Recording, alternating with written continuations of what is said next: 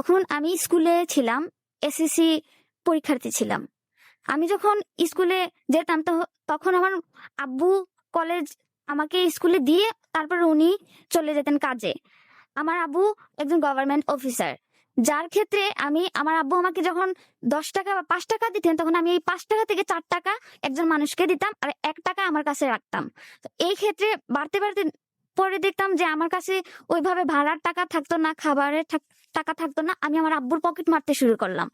Pocket মারার ক্ষেত্রে তখন আমি বাসায় ধরা খাইতাম যে আমার আব্বু বলতো যে টাকা কে নে বা কেনই বা নে। তারপরে আব্বু আম্মু জানতে পারলো যে এটা আমি নেই। আমার আব্বু আম্মু দেখলো যে আমি কোনো কিছুই করছি না এই টাকা দিয়ে, যে টাকাটা কই যায়, কিভাবে সে খরচ করে। তারপরে অনেক মানে আশেপাশের মানুষগুলা বলছিল যে ও মানুষকে দেয়, কেন দেয় ও।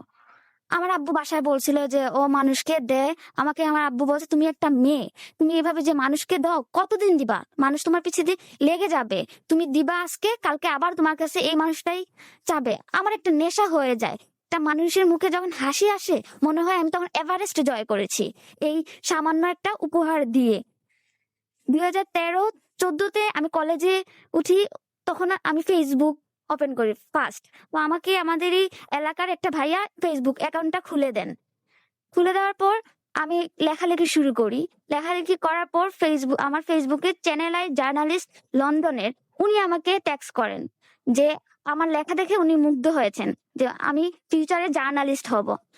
আমি এই জিনিসটা তখন বুঝি নাই, তখন ওই ভাইয়াটার কাছে যাই যে ভাইয়াটা আমাকে ফেসবুক অ্যাকাউন্টটা খুলে দিয়েছিল। তো ওই ভাইয়াটা বলে যে সবার সাথে কথা বলিও না তুমি। আমি ওই ভাইয়াটাকে মনে করছিলাম যে ভাইয়াটা পজিটিভ ভাবে আমাকে বুঝাচ্ছে। আমি ওই জার্নালিস্টের ট্যাক্স আমি দেখতাম না। তারপর ওই ভাইয়াটা আমাকে কল করেন, জার্নালিস্ট ভাইয়াটা। উনি আমাকে বলে যে কানিজ, তোমার লেখাটা দেখে মনে হয়েছে যে তুমি মানে ছোটবেলা থেকে লেখা শুরু করছো, কিন্তু তুমি তো কলেজে পড়ো, এভাবে তোমার মাথায় আসে কিভাবে। আমি বললাম যে যেহেতু আমার মাথা আছে সেহেতু আমি লিখতেও পারি, আমার যেহেতু হাত আছে। ওই ভাইয়াটা বললেন যে তোমাকে দিয়ে কিছু হবে। আমি আমার আব্বুকে জানাই, আমার আব্বু বলে না, এটা সম্ভব না। ওই ভাইয়াটা আমার আব্বুকে কল করেন যে আমি আপনার মেয়েকে, ও তো ওইভাবে কাজ করে, সোশ্যাল কাজ করে, তো আমরা চাচ্ছি ওকে জার্নালিস্ট হিসাবে আমাদের টিমে নেওয়ার জন্য। আমার আব্বু না করে দেন যে না, ওকে দিব না। তারপর আরেকজন জার্নালিস্ট, জিবি নিউজ 24, উনি লন্ডনেরই, উনি আমার সাথে কথা বলেন। তো উনি কথা বলার পরে আমি রাজি হয়ে যাই। 1 সপ্তাহ পর উনি আমাদের বাসায় আসেন। আসার পরে আমাদের মৌলভীবাজারে উনি আমাকে একটা অফিস দেন। উনি আমাকে তখন একটা ট্যাব গিফট করেন, ল্যাপটপ গিফট করেন আর অফিস দিয়ে যান। জিবি নিউজের ফার্স্ট অ্যাডমিন অ্যান্ড জার্নালিস্ট মৌলভীবাজারে আমিই ছিলাম। আর ওই ভাইয়ার কাছে, যে ভাইয়া আমাকে ফেসবুক অ্যাকাউন্ট খুলে দিতেন, ওই ভাইয়ার কাছে আমি বারবার যেতাম যে ভাইয়া আমার ফেসবুকে এমন হচ্ছে, বা অমুকে ট্যাক্স দিচ্ছে, অমুকে বাজে ট্যাক্স করছে, কি করবো। ভাইয়া আমাকে বলতেন যে এগুলো ইগনোর করো, ইগনোর করো, পজিটিভ ভাবেই কিন্তু উনি বলতেন। পরবর্তীতে যখন আমি কাজে ইনভলভ হয়ে যাই, আমাকে অন্য একজন বলছে যে কানিজ, তোমার নামে একটা ফেক অ্যাকাউন্ট খোলা হয়েছে। তো আমি ফেক সম্পর্কে, ফেক শব্দটা যে এত বাজে কিন্তু আমি এটা জানতাম না। আমি বললাম যে মা আমাকে বুঝিয়ে বলো। তখন আমারই জার্নালিস্ট যে চেয়ারম্যান বস, উনি আমাকে নক করেন যে বলে কানিজ, তোমার নামে ফেক অ্যাকাউন্ট খোলা হয়েছে, তোমার নাম দিয়ে তোমার পিকচার দিয়ে ফেক অ্যাকাউন্ট খোলা হয়েছে। ইভেন মানুষদের তোমার হয়ে কথা বলছে, বাজেভাবে কথা বলছে, বাজেভাবে তোমাকে তুলে ধরছে। আমি খুব একটা ডিপ্রেশনে পড়ে যায় যে আমি এখন কি করব। আমি যদি আমার আব্বুকে বলতে যাই তাহলে আমার সবকিছু অফ হয়ে যাবে, স্টাডিও অফ হয়ে যাবে, আমার কাজও অফ হয়ে যাবে, আব্বু আমাকে বাসা থেকে বের হতে দিবেন না। তারপর আমাকে আমার বস বলে তুমি একটা জিডি করো। আমি উনার কথা অনুযায়ী আমার আম্মুকে নিয়ে জিডি করি গিয়ে থানায়। ফার্স্ট যাওয়া হয় থানায়। আমার অনেক ভয় পাচ্ছিলাম যে আমি যে থানায় যাব, কিভাবে যাব, কি বা বলবো। থানায় গিয়ে নর্মাল একটা জিডি করি। তারপর আমাকে থানা থেকে বলা হয় যে তুমি ফোন বা তোমার ফোন কার কাছে দিছো। আমি বললাম, নর্মালি বলছি, আমি যে উনাকে যে সন্দেহ করছি তা না, ওই ভাইয়াটাকে সন্দেহ করছিলাম না, আমি নর্মালি বলছিলাম। পরের 1 সপ্তাহ পর আমাকে থানা থেকে ডাক দিলেন। ডাক দিয়ে বললেন যে তুমি এখানে থাকো। এরপর ওই ভাইয়াটা আসলো। আমি বুঝিনি যে এই ভাইয়াটাই, যে আমি নর্মালি ওই ভাইয়াটাকে সালাম দিলাম, কথা বললাম যে ভাইয়া আপনি এখানে কেন আসছেন। ভাইয়া একদম চুপচাপ হয়েছিল, মানে মনে হচ্ছিল যে ভাইয়া একটা ভয়ের মধ্যে আছে, কিন্তু আমি বুঝিনি যে ভাইয়া যে আমার কারণে যে এখানে আসছে। এরপর পুলিশ উনাকে বলল, এই মেয়েটা তোমাকে ভাই হিসাবে তোমার কাছে যাইতো, কিন্তু তুমি যে এভাবে এই মেয়েটাকে এভাবে তুলে ধরছো, ও কি অপরাধ করছে? ওই ভাইয়াটা কিন্তু ওয়াইফ ছিল, ইভেন উনার একটা বাচ্চাও ছিল। পরে উনি অনেক লজ্জা পেলেন, আমাকে সরি বললেন, কিন্তু আমার আব্বু মানে চুপচাপ হয়ে গেছিলেন। বলে সে আমার দুর্বলতায় আঘাত দিছে, আমার আজকে ছেলে নাই, আমার মেয়ে বলে দেখে ভাই হিসেবে যাইতো, আর ও আমার মেয়েকে এভাবে তুলে ধরছে। তা মা বললেন ওই ছেলেকে যে তোমার কি লাভ হইলো বাবা, তুমি যে আমার মেয়েকে এভাবে তুলে ধরলে, আমার মেয়ে তোমাকে কি এমন ক্ষতি করছে? ভাইয়াটা চুপচাপ হয়েছিল। আমি বারবারই ভাইয়াকে বলছিলাম, ভাইয়া আমি কি আপনার কোনো ক্ষতি করছিলাম? তখন আমার আব্বু বলল, ও মুখ ফুটে ভাইয়া বলে ডাকছে আর আপনি এভাবে করলেন। তখন আমাদের এলাকারই একজন কমিশনার বললেন আমাকে, কানিস তুমি এটা বাদ দিয়ে দাও, নেক্সট টাইম থেকে আর হবে না। আমি তখনই বাদ দিয়ে দিয়েছি। আমি জার্নালিস্টে কাজ করা শুরু করলাম, সোশিয়াল কাজ করতাম। আমার 100টা পথশিশু ছিল, আমি এই বাচ্চাদের খাবার দাবার, পড়ালেখা, কাপড় দিতাম। তখন আমার পিছনে মানুষ বলতো যে মেয়েটা এত টাকা পায় কই, বা এভাবে কিভাবে করে? ওই যে আমি জার্নালিস্ট হিসেবে যে কাজ করি, তো ওইখান থেকে একটা স্যালারি আসতো, কিন্তু এই স্যালারিটা কোনো সময় আমার কাজে ব্যবহার করতাম না, ওই বাচ্চাদের পেছনে দিতাম। ইভেন আমি ওই ভাইয়াদের বলতাম যে আমার সাথে কাজ করছেন, ওই ভাইয়াদের কাছে বলতাম, ভাই আপনারা যে স্যালারি পান, ওই স্যালারি থেকে আপনি দরকার হলে 5 টাকা হলে অসহায় মানুষদের দেন। আমার একটাই উদ্দেশ্য ছিল যে অসহায় মানুষ বলতে যে শব্দটা, এই শব্দটা আমি বাংলাদেশ থেকে নাই করে দিব, এই শব্দটাই থাকবে না। যার কারণে আমি লেগে থাকছি যে অসহায় বলতে কিছুই থাকবে না। আমি তখন থেকে কাজ করতাম, আর আমার প্রত্যেক দিনের স্বপ্ন ছিল যে আমি সকালে যাতে ঘুম থেকে উঠে দেখি যে অসহায় বলতে কিছুই যাতে থাকে না। কিন্তু আমার পিছনে, আমার বিরুদ্ধে, আমাকে নিয়ে মানুষ অনেকভাবে বাজে মন্তব্য করতো, কিন্তু আমি থেমে থাকি নাই। আমি চলমান অবস্থায় থাকতাম যে আমার পিছনে মানুষ যতই লাগুক, যতই বা কথা বলো আমাকে নিয়ে, কিন্তু আমাকে কেউ থামাতে পারবে না। অনেকে আমাকে কিন্তু কলেজ লাইফে উঠলে তো অনেকেই রিলেশনের ক্ষেত্রে জড়িত হয়, কিন্তু আমি ওই দিকে যাই নাই, কারণ আমি দেখেছি আমার মেয়ে ফ্রেন্ডরা কিভাবে ওরা মানে প্রবলেমে পড়েছে, বা ওরা অনেক বাজেভাবে মানে ফেস করছে অনেক জিনিস, আমি এগুলো দেখে আসছি। কিন্তু আমি এই জিনিসগুলা চাচ্ছি ইগনোর করতে। অনেকেই আমাকে মানে বাজেভাবে তুলে ধরেছে, আমি না করলেও বাজেভাবে আমাকে তুলে ধরেছে, কিন্তু অনেকে আমাকে সাপোর্ট করেন যে কানিস তুমি থেমে থাকবা না, তোমাকে মানুষ ডাউন করার জন্য এমন করছে, তুমি থেমে থাকবে না, তুমি যদি থেমে থাকো তাহলে এরা উইন হয়ে যাবে আর তুমি ডাউন হয়ে যাবে। আর তুমি কি চাও? তুমি কি ডাউন হতে চাও? আমি না বলি, আমি আমার মুখে শব্দটা নই থাকে যে না, আমি থামবো না, যতই মানুষ আমাকে পুক করুক না কেন, আমি এই জিনিসটা মানে থেমে থাকবো না, আমি চলমান অবস্থায় থাকবো। প্রতিনিয়তই আমি সামাজিক কাজ করতাম, আমার দ্বারা যাতে একটা মানুষ উৎসাহ পায়, আমার দ্বারা যাতে একটা মানুষের তৃপ্তি মিটে, খিদা মিটে, এই জিনিসটার পিছনেই আমি লেগে থাকতাম। 2016-এর দিকে আমার একটা রিলেশন হয় ফেসবুকে। আমি আমার কাজ শো অফ করতাম।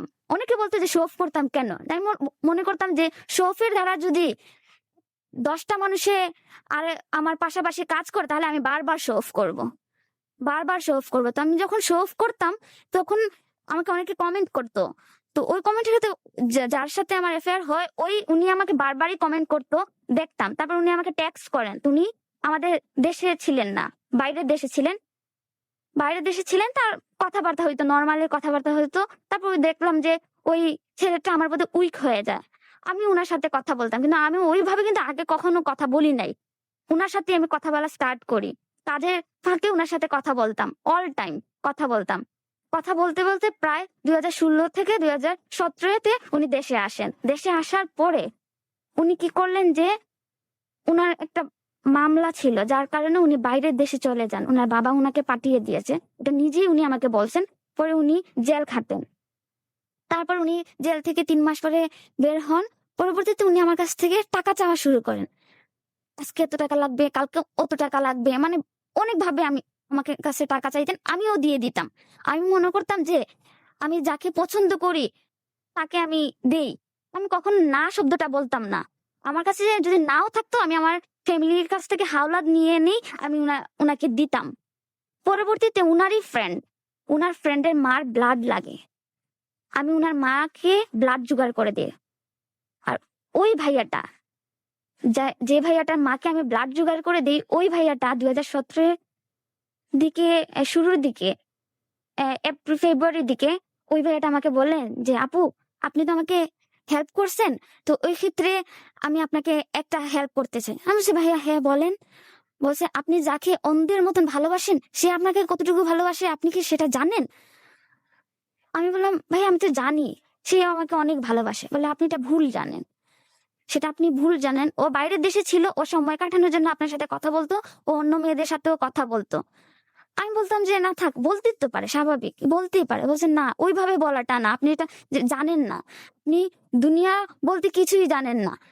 আমি বললাম ভাইয়া আপনি আমাকে এভাবে কথা বলতেছেন কেন? আমি আমার রাগ হয় ওই ভাইয়ার প্রতি, আমি ফোনটা কেটে দিই। ভাইয়াটা আবার ফোন দিয়ে বলতেছে যে আপু আপনি ফোন কাটবেন না, আমি আপনাকে কিছু পিকচার দিচ্ছি, আপনি পিকচার গুলো দেখে তারপর বিচার করে কথা বলবেন। ওই ভাইয়াটা আমাকে কিছু পিকচার দেয়। পিকচার দেওয়ার পরে আমার মনে হয়েছিল আমার পায়ের নিচ থেকে মাটি সরে গেছে, যে আমি কাকে অন্ধের মতন ভালোবাসি, যে আরেকটা মেয়ের সাথে মিট করছে, যাচ্ছে, কেনই যাচ্ছে। পরে দিয়ে ওই ভাইয়াটা আমাকে বলেন যে ওই যার সাথে এখন যাচ্ছে উনি হইছে বিবাহিত মেয়ে, উনার হাজবেন্ড বাইরের দিকে বাইরে কাজ করে, মহিলাটা বাসায় থাকে। ওই টাকার লোভে মহিলাটা বলছে যে তুমি যদি আমার কাছে আসো আমি তোমাকে টাকা দেবো, এই লোভে ওই মহিলার পাশে যেত। আমি পুরো নিস্তব্ধ হয়ে গেছি শুনে। আমি কি করলাম যে একবারই কল দিছি, আমি কল দেওয়ার পরে একটা মেয়ে রিসিভ করছে। মেয়ে রিসিভ করার পরে আমি বললাম যে মেয়েটা কে যে রিসিভ করলো। আমি ফোনটা কেটে দেই, আমি সাথে সাথেই তাকে ব্লক দিই, 2017 দিকে ব্লক দিই। এই আমার রিলেশনটা এখানে সীমাবদ্ধ হয়। আর আমার ছেলেদের প্রতি একটা ঘৃণা জন্ম নিয়ে গেছে আমার ভিতরে, যে যাকে আমি অন্ধের মতন ভালোবাসি, এত যে আমি কাজ করি সবার সামনে একটু তুলে ধরি যে ও আমাকে সাপোর্ট করে, মেন্টালি সাপোর্ট দেয়, যার কারণে আমি কাজ করি। অনেকে কিন্তু আছে যে রিলেশনের ক্ষেত্রে যে বয়ফ্রেন্ডরা বলে যে এখানে যাবে না, কাজ করবে না, এইভাবে করবে না, সে এই দিক দিয়ে কিন্তু আমাকে ওইভাবে মানে আমাকে থামিয়ে রাখে নাই, বলছে যে কাজ করো, কিন্তু সে আমাকে মেন্টালি আমাকে একদম উইক বানিয়ে দিয়েছে। যেটা আমার একদম বিশ্বাসের জায়গাটা মরে গেছে, যেটা বিশ্বাসের জায়গাটা আর জাগ্রত যে হবে সেই ক্ষেত্রেটা আমি কখনো ভুলতে পারবো না, যে এটা জাগ্রত হবে। যে এই ক্ষেত্রে আমি কাজের ভিতরে আরো ইনভলভ হয়ে যাই, সোশিয়াল কাজের দিকে আরো ইনভলভ হয়ে যাই। আমি মানুষ, গরিব অসহায় মানুষদের ঘর বানিয়ে দিতাম, টিপকল দিতাম, অসহায় বাবাদের মেয়েদের বিয়ে দিলে। কানিজ 2020 সালে আপনার বিয়ে হলো, তারপরে কি হলো শুনি। বিয়ে হয়েছে, আমার আব্বু চাইছিলেন যে আমাকে বিয়ে দিয়ে দিলে হয়তো বা আমি এই কাজ থেকে দূরে থাকবো, হয়তো বা আর পিছনে মানুষ বলবে না, আমার আব্বুর কাছেও কেউ বিচার দিবে না আমার সম্পর্কে। কিন্তু আমি যে কাজটা করছি এই কাজগুলা কিন্তু কোনো বাজে কাজ না। এটা এমন একটা কাজ যে কাজটা একটা মানুষকে তৃপ্তি দেয়, একটা মানুষের মানে মানুষের যে হেল্প হয়, এই হেল্পের দ্বারা যে একটা মানুষের দোয়া আমরা পাই, ওই দোয়াটাই আমার কাছে ইম্পর্টেন্ট। এই কারণে আমার একটা নেশা হয়ে যায় যে আমি এই কাজটা করবোই, মরার আগ অব্দি এই কাজটা আমি করে যাব। কিন্তু আমার ফ্যামিলিগত এটা মানতে পারছেন না যে আমি যে কাজ করছি পিছনে মানুষ আমাকে কথা শোনাচ্ছে, বাজে মন্তব্য করছে যে একটা মেয়ে হয়ে সে কেন কাজ করবে, মেয়েদের মতন বাসায় থাকবে, বাসায় কাজ করবে, ও কেন কাজ করবে বাইরে। কিন্তু আমি যে বাইরে কাজ করছি, আমি কিন্তু সারাদিন বাইরে কাজ করছি না, আমি কাজ করছি। আমার উৎসাহ, ফেসবুকে যে আমি পোস্ট করি তো আমার কাজ দেখে অনেকে উৎসাহ পায়, তো আমার সাথে অনেকেই কাজ করে আমার সাথে। এই ক্ষেত্রে আমার আব্বু এটা মেনে নিতে পারছেন না, যার কারণে আমার আব্বু আমাকে বিয়ে দিয়ে দেন। কিন্তু আমি রাজি ছিলাম না। তারপর আমি আমার আম্মুর মুখের দিকে চেয়ে আমি রাজি হয়ে যাই। অনেকেই আমাকে পিছনে অনেক কথা বলছে, তারপর আমি মানে ওদের কথাই মানছি যে না আমি বিয়ে করব না, আমি আমি যাব না ওইখানে। বিয়ে হয়ে যায়, কিন্তু আমি আমার হাজবেন্ডকে মানতে পারছিলাম না। আমার আমি আমার হাজবেন্ডের বাসা হচ্ছে নারায়ণগঞ্জ, আর আমার বাসা হচ্ছে সিলেট মৌলভীবাজার। আমি মনে করতাম কি যে নন সিলেটের মানুষগুলা ভালো না, কারণ আমি একবার যে ধোঁকা খাইছি 2016 থেকে 2017 অব্দি, ওইটাই আমার মাথায় ঘুরছিল যে না নন সিলেটের মানুষগুলা ভালো না, এরা ভালো হতেই পারে না। আমার আম্মু সেটা জানতো, আমার আম্মু বলতো যে ওরা তো আমাদেরই মানুষ, তুমি জিনিসটাকে মানতে পারছো না। তোমার আব্বু তো বাইরের নন সিলেটে বাইরে গিয়ে কাজ করছে, তুমি তো নিজেও ছিলা, কেন এখন মানতে পারছো না? তো এখন আমি আম্মুকে বলি, তখন আমি ছোট ছিলাম, এখন তো আমি বড় হয়েছি, এখন তো আমি মানুষদের চিনি জানি, আমি বলছি তুমি অনেক মানুষদের চিনো না, জানো না, তুমি আমাদের কথা মানো, দেখবা তুমি ভালো কিছু হইব তোমার। আমি মানি নাই। আমি প্রায় জুন থেকে ডিসেম্বরের 28 তারিখে আমার হাজবেন্ডকে আমি ফোন করি। হাজবেন্ডকে 28 তারিখ ফোন করে, ডিসেম্বরে ফোন করে আমি ওকে সরি বলি। আমার হাজবেন্ডকে এই একটা সরিতে যে ওর ও যে এভাবে মানে ও নরম হয়ে যাবে, আমি মনে করছি যে আমি কাকে সরি বললাম। সেই কি আমার হাজবেন্ড যাকে আমি এতদিন শাস্তি দিলাম? সে তো পারতো আমাকে ছেড়ে দিতে। ওর কি মেয়েদের অভাব ছিল? আমি অনেক চিন্তায় পড়ে গেলাম যে আমি যে ভুল করেছি এটা আমার একদমই ঠিক হয় নাই। 28 তারিখ কথা বললাম, 29 তারিখ কথা বললাম, 30 তারিখ কথা বললাম, 31 তারিখ ওর বার্থডে। তো বার্থডে উপলক্ষে আমি কি করলাম, তখন আমার আব্বু আম্মু বাসায় ছিলেন না। তো আমি চাইছিলাম যে ওর বার্থডে উপলক্ষে আমি ওর সঙ্গে মানুষদের খাওয়াবো। আমার কাছে তখন টাকা ছিল না, আমি কার কাছ থেকে টাকা আনবো? তখন আমি আবার আমার আম্মুর পানির দুল চুরি করে দোকানে নিয়ে বন্ধক দিয়ে 9,000 টাকা এনে 100 জন মানুষকে আমি খাবার বিতরণ করি। করার পর আমি এটা ফেসবুকে আপলোড করার পর এটা আমার হাজবেন্ডের চোখে পড়ে। আমার হাজবেন্ডের চোখে পড়ে। ওই দিন রাতকে ওর বার্থডে ওর কাজিনরা ওর বাসায় মানে পালন করছে। এরপরে রাতকে ওর রওনা দিয়ে দেয় ওর মোটরসাইকেলে, নারায়ণগঞ্জ থেকে মৌলভীবাজার মোটরসাইকেলে চলে আসে। আমার বোন আমাকে বলতেছে, আপু তোমার হাজবেন্ড আসছে। এসে আমাদের মৌলভীবাজার একটা পয়েন্টে সে অ্যাক্সিডেন্ট করছে। আমি বললাম, কি বলছো? এটা কি সম্ভব? মোটরসাইকেলে কেমনে আসো? তুমি কি আমার সাথে ফান করতেছো? বলছে, না আপু। আমি বুরকা পরে বের হয়ে যাচ্ছি, তখন দেখলাম যে গেটের নিচে দিয়ে পা দেখা যাচ্ছে। আমি দাঁড়িয়ে থাকলাম। এখন গেটটা ওপেন হয়েছে, দেখি আমার হাজবেন্ড। আমি বললাম, এটা তুমি কি করলা? পাগলামি করলা কেন? ও মানে এমন ভাবে একটা স্মাইল দিল। ও পড়ে গেছিল, কিছু হয় নাই, কিন্তু মোটরসাইকেল পড়ে গেছে আর কি। আর একটা গাড়ি ওকে ধাক্কা দিছে, পড়ে গেছে। আমি বললাম, তুমি পাগল হয়ে গেছো? তুমি এভাবে আসলা কেন? বলছি, এটা কিছুই না। আচ্ছা, তোমার যেন গাড়ি নাই, তুমি কেন মোটরসাইকেল দিয়ে আসলা? আমি ওর সময় তখন ইচ্ছা মতন কান্না করছি যে আমি কাকে এতদিন শাস্তি দিলাম, যে মানুষটাকে আমি সরি বলার পর। আর 31 তারিখে ওর বার্থডে উপলক্ষে 100 জন মানুষকে খাওয়াইছে। খাওয়ানোর পর আমি যে ফেসবুকে আপলোড করছি, কারণ আমার হাজবেন্ড জানে না আমি যে খাওয়াইছি, আমি ফেসবুকে আপলোড করছি। আর যার কারণে ও জেনে গেছে যে আমি এটা ওর কারণেই করছি। সে আমাকে খুশি করার জন্য মোটরসাইকেল দিয়ে চলে আসে। এর পরের দিন কিন্তু ওই দিন 1 তারিখে কিন্তু ওর রেস্টুরেন্ট উদ্বোধন হয়। ও ভুলেই গেছে যে 1 তারিখ যে উদ্বোধন হবে। ও বাসায় আসার পর ও ঘুমিয়ে পড়ছে, কারণ সারা রাত্র জার্নি করছে, যার কারণে ও সেটা পারছে না কি করতে। ও ঘুমিয়ে পড়ছে। আর ওই দিনই কিন্তু ওর কি ছিল, উদ্বোধন করার টাইম ছিল। বাসা থেকে অনেক ফোন যাচ্ছিল যে ও কিন্তু না বলে মৌলভীবাজার গেছে। না বলে কই গেলা তুমি? তোমার তো রেস্টুরেন্ট উদ্বোধন হওয়ার কথা। অনেক ওকে বকাঝকা করে। ও সেটাকে নাথিং মনে করি।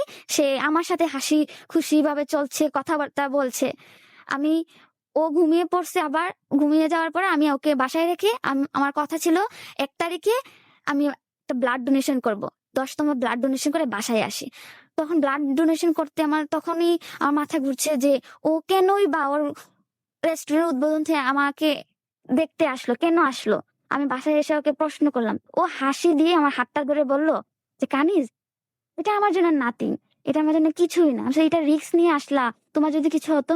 কিছু তো হয় নাই, তাই এটা তুমি বলতেছো কেন? কিছু তো হয় নাই, হবে না। আর তখন শীত ছিল, শীতের মধ্যে ও ড্রাইভিং করে আসছে। জিনিসটা বারবার আমার মাথার মাঝে ঘুরছে। আমি যে ওর জন্য রান্না করব, আমার হাত পা চলতেছে না। আমি যে কিচেনে যাব রান্না করব, কারণ আমার আব্বু বাসায় ছিলেন না। আমি আমার আব্বুকে জানাই যে, আব্বু ও আসছে বাসায়। আব্বু আমাকে অনেক বকাঝকা করে যে তোর কারণে আজকে সে এত রিস্ক নিয়ে সে আসছে। আব্বু আমাকে অনেক বকাঝকা করে। আমি আব্বুর কথায় হাসি দিয়ে দিই। তখন আমি আব্বুকে আর কিছু বলবো না, কারণ আমার নিজেরই তো দোষ, কারণ আমি এটা মেনে নিচ্ছি। পরে আমার আব্বু বলে, যা ওকে নিয়ে একটা রেস্টুরেন্টে নিয়ে গিয়ে খেয়ে আস। পরে আমি, আমার বোন, আমার হাজবেন্ডের ফ্রেন্ড, আমরা একটা রেস্টুরেন্টে যাই, খাই। আমার মনে হচ্ছিল যে এই যে আমি এতদিন ভুল করছি, ওর সাথে কথা বলি না, ওকে যে আমি সময় দেই না, ওর সাথে আমি কোথাও ঘুরতে যাই নাই, বাসায় যাই নাই, মানে আমার কাছে মনে হয় নাই যে ওই জিনিসটা ও ফিল করছে বা কি করছে, কিন্তু হয়তো বা মনে মনে ওই জিনিসটা রয়ে গেছে, কিন্তু আমার মনে হচ্ছিল যে না, জিনিসটা তো ও ফিল করছে না, যেভাবে আমার সাথে ও কথাবার্তা বলতেছে, যেভাবে ও হাসতেছে, আমাকে টেক কেয়ার করতেছে। তারপর জানুয়ারিতে আমি নারায়ণগঞ্জ আসি ফার্স্ট, আমার লাইফের ফার্স্ট আমি ঢাকায় আসি জানুয়ারিতে। আমার অনেক আগে থেকে স্বপ্ন ছিল আমি ঢাকা কবে আসবো, ঢাকা কবে দেখবো। আমি টিভিতে দেখতাম, কিন্তু আমার কখনো আশা হয় নাই, টিভিতে শুধু দেখতাম। ওই আশা হইলো আমার নারায়ণগঞ্জ। আমার আমি তখন অনেকটা খুশি ছিলাম, আবার মনে হচ্ছিল যে ও আমাকে কি মনে মনে মেনে নিবে না উপর দিয়ে ও মানছে আব্বুর দিক বা আম্মুর দিক দিয়ে। পরবর্তীতে দেখলাম না, ওর মন থেকেও আমাকে মানছে, ও আমাকে যেভাবে টেক কেয়ার করছে এটা বলার বাহিরে। আমাদের সংসারটা ঠিক বন্ধু, ফ্রেন্ড, একটা হাজবেন্ড ওয়াইফ, একটা গার্লফ্রেন্ড, একটা বয়ফ্রেন্ড, যেভাবে ও তিনটাই মিলিয়ে আমাকে রাখছে, বুঝতেই দেয় নাই যে শুধু হাজবেন্ড ওয়াইফ যে একটা সীমাবদ্ধের মধ্যে থাকে এটা না। আমার কাজকেও আমাকে ও সাপোর্ট করতো, সোশ্যাল কাজে আমাকে সাপোর্ট দিত, আমাকে বলতো কানিজ এই কাজ করবা না, এই পোস্ট করলা না, ওই অমুক জনের টেক্সট করছে, টেক্সের রিপ্লাই দাও, উনি তোমাকে ভালো কথা বলছেন। ও আমাকে সবসময় সাপোর্ট দিত। আবার আমি যদি রং কিছু করতাম, ও আমাকে ঠান্ডা মাথায় বুঝাইতো যে কানিজ এটা রং হয়েছে। আমি আর চেঁচামেচি করতাম, কিন্তু ও আমাকে ঠান্ডা মাথায় বুঝাইতো, তো কানিজ সবসময় যে তুমি রাইট করতেছো তা না, রঙও হয়, কিন্তু মানুষ মাত্রই ভুল হয়, সেটা মানতে হবে। কিন্তু আমি ওর কথা অনুযায়ী চলতাম। 2020 গেল, 21 জুলাইয়ের 29 তারিখ মৌলভীবাজার যাই। মৌলভীবাজার যাওয়ার পর আমি 150 মানুষের খাবার আয়োজন করি, অসহায় মানুষদের দেব। কিছু মানুষের খাবার আমাদের শহরে দেই, আর কিছু খাবার আমি আমাদের গ্রামে নিয়ে যাওয়ার পথে আমার আম্মু আমার বোনরা সিএনজিতে ছিলেন খাবার নিয়ে, আর আমি আর আমার হাজবেন্ড বাইকে ছিলাম। আমার হাজবেন্ড বাইক চালাচ্ছে আর আমি পিছনে। আমি হুট করে সেন্সলেস হয়ে আমি পড়ে যাই। মেবি আমার প্রেশারটা লো হয়ে যায়, যার কারণে আমি পড়ে যাই। আমার হাত পা মাথা কিছুই মানে কাটে নাই, ফাটে নাই, ব্রেন ইঞ্জুরি হয়েছে। আমার সাথে সাথে সেন্স চলে যায়। আমাদের মৌলভীবাজার সদরে নিয়ে আসেন, আমাকে রাখে না, বলছে ওকে ইমার্জেন্সি সিলেট নিয়ে যেতে হবে। পরে আইসিইউতে ছিলাম আমি। আইসিইউতে রাখার পরে একটা টাইম অনুযায়ী কিন্তু গার্জেনকে দেখতে দেয়, টাইম অনুযায়ী। আমার আম্মু যখন যাইতো তখন আমার আব্বু বোন আমার হাজবেন্ড এরা মন খারাপ থাকতো, এরা কান্না করতো। আমার হাজবেন্ড সিকিউরিটি গার্ডের ধরেন পাই ধরে বলছে যে আমি আমার ওয়াইফকে সবসময় দেখতে চাই। ওই সিকিউরিটি গার্ড দেখছে যে আমার হাজবেন্ডটা কতটা কষ্ট করতেছে, চেয়ারে বসে থাকতো, কোরআন শরীফ পড়তো চেয়ারে বসে। তারপর ওকে ওই সিকিউরিটি গার্ড মনে করছে যে ওকে ঢুকতে দে, ওর ওয়াইফকে দেখতে দে। আমার হাজবেন্ড ওর মন ইচ্ছা মতো দেখতে চাইতো, ও তখন কি খুশি থাকতো। আমার সেন্স 3 দিন হয়ে যায়, সেন্স আসে না। ডাক্তার বলছে যে আমার 3 দিন ওভার হয়ে গেছে। আমার হাজবেন্ড সেজদা দেওয়া শুরু করে। ডাক্তার বলছে সরি। আমার আব্বু আমার হাজবেন্ডের মনে হয়েছে আমার থেকে বড় অসুস্থ হয়ে, মনে হয়েছে যে আমি বাঁচবো না, এমন অবস্থা হয়েছিল। পর 4 দিন পর আমার সেন্সটা ফিরে আসে। আমি যতদিন খাই নাই, আমার ভিতরে খাবার যায় না, ততদিন আমার হাজবেন্ডও খায় নাই। আমার আব্বু আমার হাজবেন্ডের মুখের সামনে আনি খাবার দিত যে বাবা তুমি খাও, ও খেত না, বলতো না আমার খিদা নাই, আমি খাবো না। আমি যে সোশ্যাল কাজ করতাম, যারা আমার সাথে কাজ করতাম মেম্বার, ওরাও ওইখানে ছিল। ওরা বলতো ভাইয়া আপনি খান, আপনি যদি স্ট্রং না থাকেন তাহলে আপুকে কিভাবে আপনি টেক কেয়ার করবেন, কিভাবে আপনি কি করবেন। আমার হাজবেন্ড খায় নাই। যেদিন ও নিজের হাতে আমার মুখে খাবার তুলে দিয়েছে ওই দিনই সে খাইছে। আমার আব্বু, আমি তো দেখি নাই তখন, তো আমার পুরাটাই মানে পাগল অবস্থায় আমি ছিলাম, ব্রেন ইনজুরি হয়েছে, যার কারণে আমি কাউকে ওইভাবে চিনতাম না, কথাবার্তা বলতাম না, পেইনে আমি চিল্লাফাল্লা করতাম, উল্টাপাল্টা বকতাম আমি। আমার আম্মু আব্বু বলছেন যে তোর জামাই খায় নাই, এখন খাবে। ও যেভাবে আমাকে টেক কেয়ার করতো, আমি মনে করছিলাম যে এখন আমি ফিল করছি ওর জায়গায় যদি অন্য কেউ হইতো আমাকে ফেলে চলে যাইতো। যেভাবে আমার অসুস্থ হয়েছিলাম, বাঁচার কোনো কি ছিল না। আমার যদি মাথা ফেটে যেত, হাত কেটে যেত, পা কেটে যেত, তাহলে একটা বোঝানো যেত, কিন্তু ব্রেন ইঞ্জুরি হয়েছে যার কারণে আমার বাঁচার কোনো কি ছিল না। সিলেটে রাখে না, পরে ঢাকা নিয়ে আসা হয়েছে। ঢাকাতেও সেম অবস্থা। বলছে ডাক্তার বলতেছে যে ও কি কারণে অ্যাক্সিডেন্ট হয়েছে। উনি যখন জানতে পারছে যে আমি সোশ্যাল কাজের কারণে অ্যাক্সিডেন্ট হয়েছি, উনি বললেন যে ও সুস্থ হবে, ও সুস্থ হবে, একটু টাইম লাগবে। আমি উনার দ্বারাই ট্রিটমেন্ট নিলাম, আমি সুস্থ হলাম। কিন্তু ডাক্তার থেকে বড় ডাক্তার হয়েছে আমার হাজবেন্ড। ও যেভাবে আমাকে টেক কেয়ার করছে, গাল, জিনিসটা বলতে ইজি, এমন বলাটা এতটাই ইজি, কিন্তু জিনিসটা পার করতে অনেক কঠিন, যেটা আমি করেছি। এমন ভাবে আমি করেছি, ও আমার কাছে মনে হইতেছে যে হয়তো বা 8-10টা মেয়ে এভাবে করে নাই। আমি কখনোই কিন্তু কোর্টে পর্যন্ত উঠেছি যে আমাকে মানুষ এভাবে, আমার পিছনে এভাবে এরা আঘাত করছে, আমার ফ্যামিলিগত এভাবে আঘাত হয়েছে, যেটা বলার বাহিরে। আমি যখন কাজে যেতাম, অনেকেই আমাকে পিছনে কথা বলতো।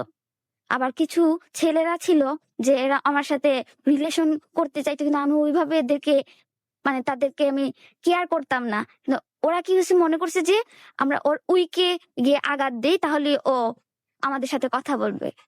ওরা কি করতো, আমার বোনকে ডিস্টার্ব করতো। আমার বোন আমাকে বলতো, আমি আবার ওই ছেলেদের বলতাম বা টেক্সট করতাম বা কল করতাম। কল করার পরে ওরা আমার নাম্বার, আমার সাথে কথা বলার একটা সুযোগ পাইতো। আমি পরবর্তীতে আমি ফিল করলাম যে আমি এদেরকে সুযোগ তৈরি করে দিয়েছি, আর আমি এদেরকে ভুল ধরে দেওয়ার পরেই ওরা আমার নাম্বার পাইছে। ওরা কি করতো, আমাকে ডিস্টার্ব করতো, আমার ফ্যামিলিগত ভাবে আমাকে ডিস্টার্ব করতো, আমার আব্বুকে ডিস্টার্ব করতো, আমার বোনকে ডিস্টার্ব করতো। ইভেন একজন যে পার্সন দ্বারা আমার লাইফটা পুরাই বলতে ড্যামেজ হয়ে গেছিল। আমি থানায় পর্যন্ত উঠছি, আমি কোর্টে পর্যন্ত উঠছি। আমি জানি না সে আদৌ বেঁচে আছে কি না। যদি সে বেঁচে থাকে তাহলে আমি ওকে একদম ছেড়ে দিছি, আল্লাহ ও যা করার করবে। আমি যখন কোর্টে উঠছিলাম, জজ আমার দিকে তাকিয়ে রয়েছে, আর ওই পার্সনটা কথাই বলতেছে, আমার বিরুদ্ধে কথাই বলতেছে। কিন্তু জজ আমাদের তাকিয়ে হাত দিয়ে বলতেছে, হাত ইশারা দিয়ে বলতেছে যে থামো, মানে ওকে থামার জন্য বলছে। উনি চাইতেছে আমি কিছু বলার জন্য, আর আমি স্টপ ছিলাম যে ও কতটুকু বলতে পারে, আমার সম্পর্কে ও কতটুকু বলতে পারে। কারণ আমার তো কোনো রং ছিল না, ওই লোকটার রং জিনিসটা আমি শুধু ধরে দিয়েছিলাম। ওই লোকটা ওয়াইফ থাকাও, মানে ওর ওয়াইফ থাকা অবস্থায় আরেকটা মেয়ের সাথে ওর অ্যাফেয়ার হয়েছিল, যেটা আমি ওর ওয়াইফকে বলে দিছিলাম যে আপনার হাজবেন্ডকে আপনি থামান, আপনার হাজবেন্ড আরেকটা মেয়ের সাথে এভাবে করতেছে। উনি বলতেছে আমাকে প্রমাণ দেখাও, আমি ওনাকে প্রমাণ সহ দিয়ে দিছি। দেওয়ার পর আমি কিন্তু চাইছিলাম জিনিসটাকে সলভ করার জন্য, আমি চাই নাই যে ঝামেলা করার জন্য। ওই লোকটা আমাকে মিথ্যা একটা মামলার মধ্যে ফাঁসিয়ে দিয়েছে, আমি বুঝতেই পারিনি, যে কারণে আমার কোর্টে পর্যন্ত আমার দৌড়তে হয়েছে। তখন ওই আপুটাকে আমি বলছিলাম যে আপু, এটা কি হইলো, আমি আপনার উপকার করতে গিয়ে এভাবে আমার হইলো। তো উনিও কিছু বলতেছেন না, মানে উনি না জানার ভান করতেছে। আমি থিঙ্ক করলাম যে জিনিসটা কি হইলো, আমি ওই আপুটার হেল্প করলাম, আর ওই আপুটা আমার কোনো কথাই পাত্তা দিতেছে না, যেটা আমি কি করলাম, আমি কি কোনো ভুল করলাম। আমি বারবার নিজেকেই প্রশ্ন করলাম আমি যে কোনো ভুল করছি কিনা, আমার আব্বু আম্মাকে আমাকে সবসময় বকতেন যে তুমি কেন মানুষের সমস্যার সমাধান করতে গিয়ে তুমি নিজেই ফেসে যাও। কিন্তু আমি না, মানুষের সমস্যাটা মনে করতাম যে আমার দ্বারা যদি একটা জিনিস সলভ হয়, তাহলে আমি কেন এই জিনিসটা করব না। আমার চোখের সামনে এই জিনিসটা বারবার হবে, আর আমি এই জিনিসটা রেখে দেব, আমি এই জিনিসটা রাখবো না। আমি থানায় পর্যন্ত যাই, থানায় যাওয়ার পরে জিনিসটা হ্যান্ডেল ওই লোকটা জেল খাতে পরে দিয়ে লোকটা ছাড়া পায় অনেকদিন, এটা সেটা জানি না আমি, কিন্তু জিনিসটা সলভ হয়। আর ওই আপুটার সাথে আমি আর কথাই হয় না, আমারও কথা বলে না, আমার সাথেই কথা বলে না যে আপু তুমি আমার এত বড় হেল্প করছো। কৃতজ্ঞতা বলতে যে একটা জিনিস আছে, ওই জিনিসটা কি করে, আমি নিজেও জিনিসটা আর আপুকে বলি নাই যে আপু আপনি কি ঠিক আছেন, আপনার কি আর কোনো প্রবলেম হয়েছে। যে আপুটার প্রবলেমটা আমি ধরিয়ে দিলাম, ওই আপুটাই আমার সাথে যোগাযোগ করছে না, তাইলে থাক, আমি আর জিনিসটা বাড়াতে চাচ্ছি না। কারণ আমি এই কারণে আমার আব্বু আম্মু আমাকে বকা দেয়, আব্বু আম্মুর কাছে আমার বকা খেতে হয়। পরবর্তীতে আমি একটা মেয়ে, কাজের ক্ষেত্রে আমার অনেক জায়গা যেতে হয়, আমাদের মৌলভীবাজারে অনেক জায়গা যেতে হয়, কিন্তু অনেক ছেলেরা অনেক ভাবে আমাকে ডিস্টার্ব করতো, যে জিনিসটা আমি মানতে পারতাম না। অনেকভাবে ডিস্টার্ব করতো, আমাকে অনেকভাবে বিভ্রান্ত ভাবে ওরা আমাকে বাজে মন্তব্য করতো, পিছন দিয়ে কথা বলতো। কারণ আমি মেয়ে দেখে আমি ওদের গায়ে হাত দিতে পারতাছি না, কিছু করতে পারতাছি না, কথাও বলতে পারতাছি না। যদি কোনো কর্মে ওরা আমার গায়ে টাচ করে এই ভয়ে আমি সবসময় চুপচাপ হাঁটতাম আর কান্না করতাম। একদিন আমার মনে আছে আমি কলেজে ঢুকছি আর একটা ছেলে পিছনে আমাকে এমন ভাবে একটা কথা বলছে, আমি চেয়ে ভাইয়ার দিকে গেলাম, গিয়ে বললাম, ভাইয়া আপনি যে আমাকে এই কথাটা বললেন, আপনি একটা বার চিন্তা করেন, ওই জায়গায় যদি আরেকটা ভাইয়া হইতো আর আমার জায়গায় যদি আপনার বোন হইতো তাহলে আপনি কি করতেন? ভাইয়াটা চুপ হয়ে গেছে, আর কোন কথাই বলে নাই। কথা না বলে দেখছি যে না, হয়তো বা ভাইয়াটা বুঝতে পারছে, আমি চলে যাই। চলে যাওয়ার আবার ভাইয়া এই কথাটা আমাকে আবার বলছে, আমি আর কিছুই বলিনি, আমি চলে গেছি। চলে যাওয়ার পরে ফেসবুকে অনেকেই আমার সাথে কথা বলতে চায়, কিন্তু আমার একটা ভয় থাকে যে এই মানুষটা আমার সাথে ভালো কথা বলবে না খারাপ কথা বলবে, কি কথা বলবে আমার কোনো আইডিয়াই নেই। কিন্তু ঠিকই আমার যে ধারণাটা, অনেকে আছে আমার পিকচারকে এডিট করে বাজে ভাবে তুলে ধরতো, যেটা আমার বোনের কাছে যেত, আমার রিলেটিভের কাছে যেত, আমি কান্না করতাম। কান্না ছাড়া আমার কোনো উপায় ছিল না, কোনো উপায় ছিল না। অনেক সময় বলতাম যে আমি মরে যাব। আমি অনেক সময় কিন্তু সুইসাইড করারও মানে মাথায় আমার ঢুকে আমি সুইসাইড করব। অনেক সময় আমি সুইসাইড করার জন্য আমি দাঁড়িয়ে গেছি যে আমি আজকে সুইসাইড করব। এই জন্য আমার আব্বু আম্মু অনেক কান্না করছে যে হুট করে যদি আমি কিছু করে ফেলি। কিন্তু ওই যে মানুষের যে আমার পিছনে লেগে থাকছে, আমাকে যে বারবার মানুষ পুক করতেছে, একবার না দুইবার না তিনবার না, বারবারই হচ্ছে জিনিসটা। ইভেন কি আমার ফ্যামিলির মধ্যেও এসে আঘাত পড়তো, আমার আব্বু, আমার বোনরা তো স্কুলে যায়, এদের গায়ে আঘাত পড়তো। আমি জিনিসটা মানতে পারতাম না, আমি মনে করতাম আমি হয়তো বা সুইসাইড করলে জিনিসটার সমাধান হয়ে যাবে। আমি বারবারই জিনিসটা তুলে ধরতাম যে আমি সুইসাইড করব। এই সমস্যায় পড়তাম, ক্ষণিকের মধ্যে সমাধান হয়ে যেত। আবার চিন্তা করতাম না, সমাধান তো হয়ে গেছে, আর সুইসাইড করবো না। পরবর্তীতে যখন আবার হইতো, আবার বলতাম না, এখন সুইসাইড করে ফেলবো। অনেক সময় এই চিন্তা ভাবনা মাথায় ঢুকছে। আমি মানুষকে হেল্প করি যে এই মানুষটা যাতে আমার দ্বারা ওর কষ্টটা দূর হয়। আমি তো ওই মানুষটার কাছ থেকে কিছু নিচ্ছি না, বলতাছি না যে আমি আপনাকে 5 টাকা দিচ্ছি, আপনি আমাকে 6 টাকা দেন। আমি ওইভাবে যাচ্ছি না, আমার 5 টাকা যাক। আমি শুধু একটা মানুষকে উপ মানে কি বলবো, আমার এই যে মানুষগুলো আমাকে পুক করে, যে মানুষগুলো আমার ক্ষতি করেছে, এই মানুষদের কি হয়েছে বা হচ্ছে এখন অব্দি আমি জানি না। আমি এদের খোঁজ খবরও নেই না। এখন আমার হাজারো প্রবলেম করলে, কারণ আমার পিছনে আমার হাজবেন্ড আছে, আমার ফ্যামিলিগত আমার আব্বু আম্মু আছে, জানে। শুধু আমার আব্বু আম্মু হাজবেন্ড না, সামাজিক ভাবে অনেকে আমাকে কিন্তু সাপোর্ট দেয়। ওরা রেহাই পাবে না, অনেকে কিন্তু ক্ষতি করতে যায়, এখন অব্দি আমার ক্ষতি করতে যায়। গত কয়েকদিন আগেও একটা মানুষ আমার ক্ষতি করতে চাইছে। আমি বুঝতে পারছি যে ওই মানুষটা আমার সাথে আমার ক্ষতি করতে চাচ্ছে, ইভেন কেউ চাবে। আমি সাথে সাথে সরে গেছি, আমি আর কোনো কথাই বাড়িয়ে যে আমার কিভাবে আমাকে একটা ফাঁদে ফেলবে আমার কোনো আইডিয়া নাই। কারণ একটা খারাপ মানুষের মাথায় কত যে প্ল্যান থাকে, এটা ওই মানুষটাই জানে। আমি ওই ভাইয়াটাকে বলি, ভাইয়া আপনি যে আমার ক্ষতি করবেন বা করেছেন বা করতে চাচ্ছেন, আপনারা তো ফ্যামিলিতে বোন মেয়ে বলতে কেউ না কেউ আছে। ওই ওনাকে আমি সাথে সাথে বলি যে আপনি আমাকে কোনোভাবে ডিস্টার্ব করবেন না, কোনোভাবে কল করবেন না, কোনোভাবে ট্যাক্স করবেন না। যদি করেন এতে বিপরীত হবে কিন্তু। উনি আমাকে বলেন তুমি আমাকে কি করতে পারবে, তুমি আমাকে কিছুই করতে পারবা না, তুমি আমাকে কিছুই করতে পারবা না। পরে আমি ওনাকে বললাম ঠিক আছে, আপনি আমাকে কি করার করে ফেলুন। আমি কিন্তু আরেকটা কাজের সাথে জড়িত আছি, সাইবার সেফটি ফার্স্ট মৌলভীবাজারে অ্যাডমিন হিসাবে আছে। ক্রাইম যে জিনিসগুলো, ওই জিনিসগুলো আমরা তুলে ধরি। উনি যেভাবে জানতে পারছে আমি সাইবার সেফটি ফার্স্টের সাথে আছি, ওই ভাইয়াটা আমাকে ট্যাক্স করে বললেন যে কানিজ ভাই হিসাবে আমাকে ছেড়ে দাও, এটা আমার ফোন দিয়ে অন্য একজনের কথা বলছে তোমার সাথে। আমি বুঝতে পারছি যে ওই ভাইয়াটা বুঝতে পারছে যে উনার মানে নিজের পায়ে নিজেই কুড়াল মারছে।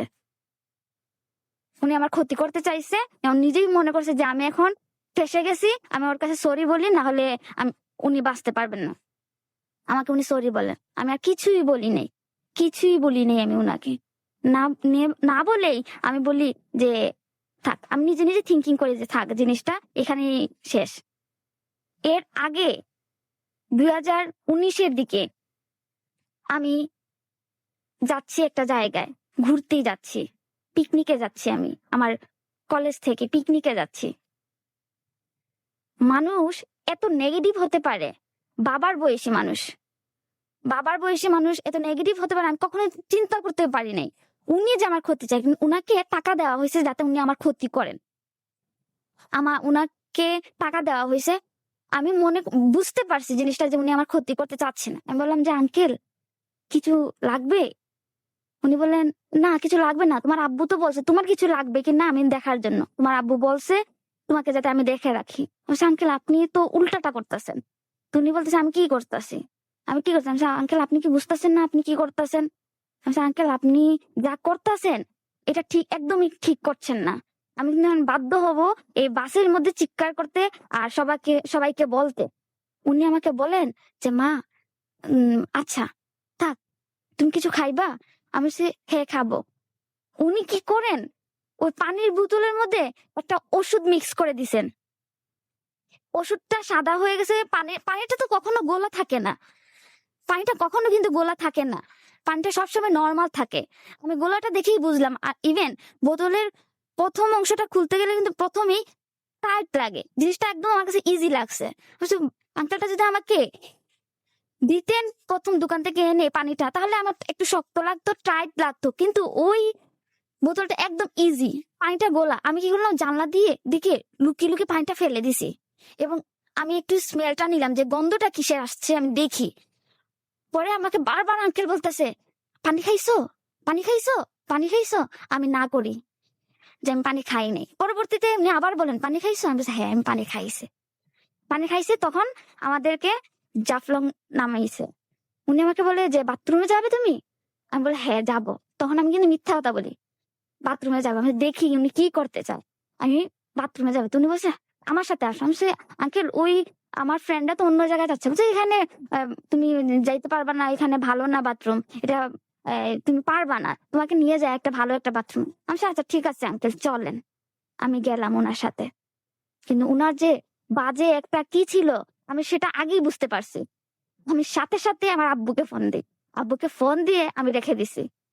আমি কথা বলতেছি না, আমার আব্বু হ্যালো হ্যালো বলতেছে, কিন্তু আমার তো কোনো শব্দ আসছে না, কিন্তু আমি যে আরেকজনের সাথে কথা বলতেছি এটা আব্বু শুনতে পাচ্ছে। আমার আব্বু শুনতে আছে, আমি প্রায় 3 মিনিট হয়ে গেছে আমার আব্বু লাইনে, ফোনটা কাটে নাই। পরবর্তীতে আমার আব্বু ওই আঙ্কেলকে ফোন দেন, দিয়ে আমার ওই আঙ্কেলকে বলেন তুমি আমার মেয়েকে কই নিয়ে আইছো? উনি বলেন আমি তোকে বাথরুমে নিয়ে আইছি।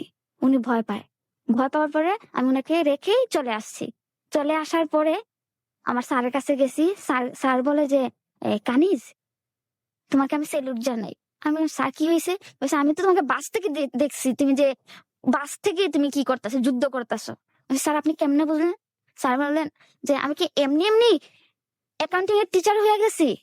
আমি তো এমনি এমনি অ্যাকাউন্টিং এর টিচার হইনি, আমার তো মাথায় মগজ বলতে কিছু আছে। আমি শুধু দেখতাছি তোমাকে, আমি শুধু দেখতাছি শেষ অব্দি দেখা অব্দি আমি বসে রয়েছি যে তুমি এসে আমাকে কিছু বলো কিনা। আমি স্যার এখন আমি দেয়ালে আমার পিঠ লেগে গেছে, যার কারণে স্যার বলতেছে যে না তোমার দেয়ালে পিঠ লাগে না, তুমি উনাকে দড়িয়ে দিছো। পরবর্তীতে সুন্দরভাবে আমরা পিকনিক করে বাসায় চলে আসি। ঠিক কয়েকদিন পরেই আবার বাইরে মাঠে আমি খেলতাছি, ওই আঙ্কেলেরই ছেলে, হয়তোবা ওই আঙ্কেল ওই ছেলেকে লাগাইছে।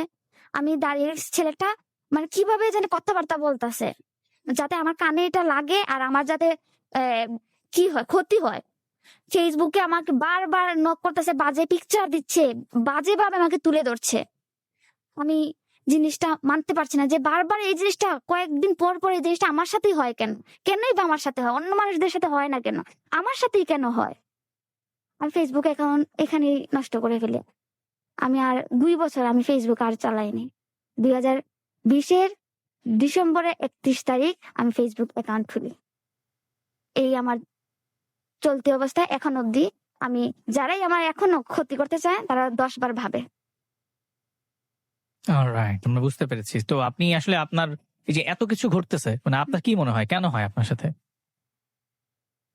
আমি সেটা জানি না কেন হয়। আচ্ছা। আমি যে কাজ করি ওরা মনে করে হয়তো বা আমার কাছে অনেক টাকা আছে, আচ্ছা যে এত টাকা আমি কই পাই। আচ্ছা আচ্ছা আচ্ছা আচ্ছা না, আপনার ধারণা হচ্ছে যে আপনি কাজ করেন এবং আপনি অর্থ আয় করছেন, এই এই কারণে মানুষ আপনার ক্ষতি করতে চায়, হ্যাঁ, এটা হচ্ছে আপনার ধারণা। আর আপনার জীবনে আপনি আপনার হাজবেন্ড আপনাকে অনেক সাপোর্ট দিয়েছে। তো yes. মূলত আপনি যে রেডিওতে আজকে এলেন এবং বলতে চাইলেন, আপনার মূল মেসেজটা কি সবার জন্য? আমরা অনেকেই, আমার মতো অনেকেই সোশ্যাল কাজ করে, অনেক মেয়েরাই। আমি কয়েকদিন আগে আমাদের মৌলভীবাজারে একটা আপু আছে, ওই আপুটাও দেখছি সেম প্রবলেমে পড়ছে, যে উনি সামাজিক কাজ করে কিন্তু উনার পিছন দিয়ে মানুষে পুক করে। এটা কেন পুক করে আমি বুঝি না। মানুষ পজিটিভ ভাবে জিনিসটা নেয় না, সবসময় নেগেটিভ ভাবে নেয়। সে একটা মেয়ে হয়ে যদি একটা কাজ করতে পারে, তুমি ছেলে হয়ে কাজ করে দেখিয়ে দাও, তাইলে তো হয়ে যায়। কেন ওই আপুটার প্রতি আর কেনই বা আমার প্রতি তোমাদের খুব থাকে? আমরা তো আর তোমাদের ক্ষতি করি না। রাইট, ডেফিনেটলি আমরাও চাই নারীরা এগিয়ে যাক নিজ নিজ জায়গায়, এবং যে যে কাজই করছেন না কেন সেটা সুন্দরভাবে করতে পারেন এবং সুন্দর একটা পরিবেশ তৈরি হোক সবার জন্য। সেই সাথে আপনি যেরকম সাপোর্টিভ একটা পার্টনারকে আপনার লাইফে পেয়েছেন, এরকম প্রত্যেকেই তার জীবনে একজন ভালো পার্টনার পাক। ধন্যবাদ কানি যেখানে আসার জন্য এবং আমাদের সাথে যুক্ত হওয়ার জন্য। আপনি ভালো থাকবেন, আপনার কাজগুলো এগিয়ে যাক। Thank you. Thank you. শুনি ফাতেমা, একদম আপনার কাছ থেকে শুনবো আপনার জীবনের গল্পটা। বলুন কিভাবে কার সাথে পরিচয় হলো, কিভাবে আপনার জীবনে ভালোবাসা এলো, আপনার মতো করেই শুরু করুন, বলুন।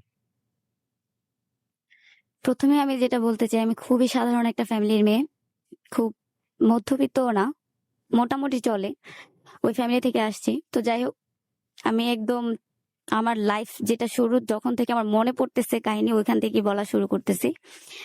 2004 সাল। আমি প্রথমে যেটা শুরু করব সেটা হচ্ছে আমার বর্ণ দিয়ে। আমি একটু শ্যাম বর্ণ।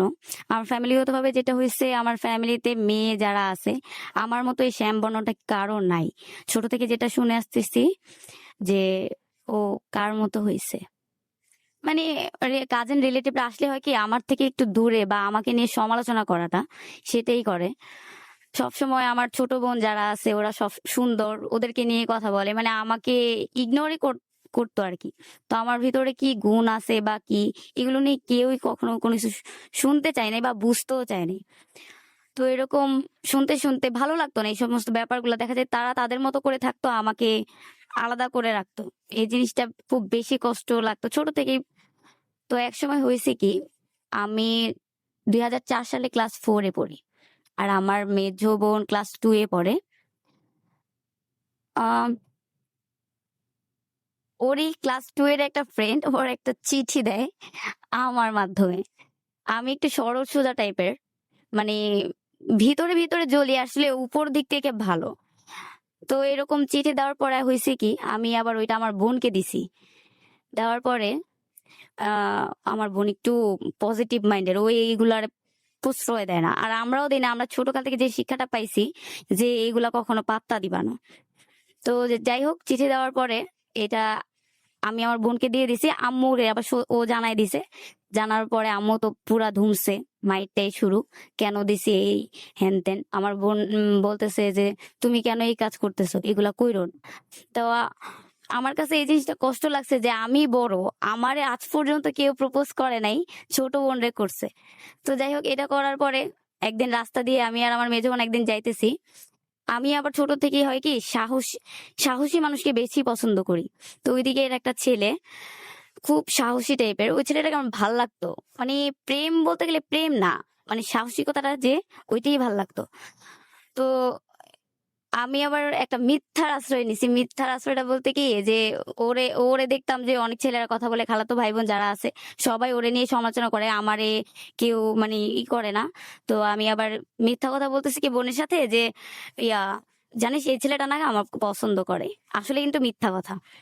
পরে হয়েছে কি, ওই ছেলেটাকে নিয়ে যে এই কথাটা বলছি, ওই ছেলের একটা কাজিন পিছন দিকে ছিল, সে আবার শুনছে।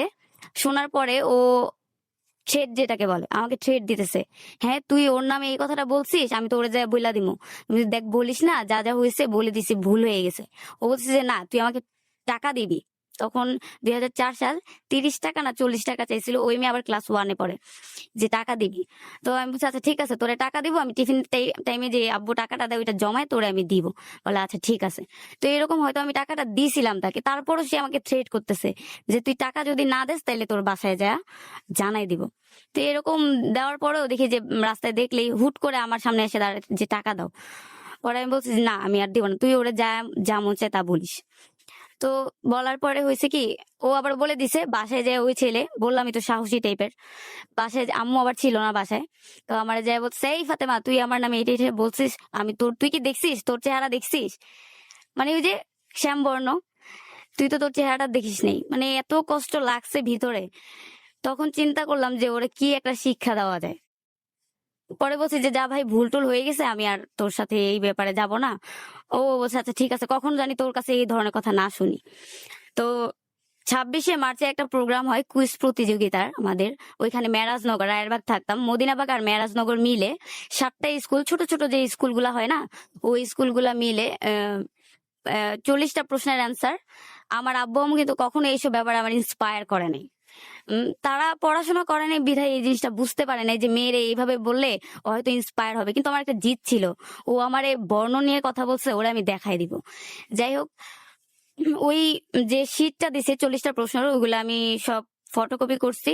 মানে অনেকের বাসায় পর্যন্ত গেছি যে কোনটা আসল ঠিক, দেখছি যে যে জিনিসটা বেশি আসছে ওই জিনিসটাই আমি মানে কারেক্ট করছি।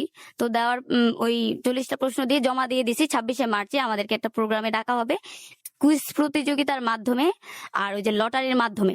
অনেকেই তো অ্যান্সার সঠিক হয়, তার মধ্যে 21 জন তারা বাছাই করবে লটারির মাধ্যমে। তো 21 জন ডাকছে তারা, লটারি ধরছে বাচ্চাদেরকে নিয়ে।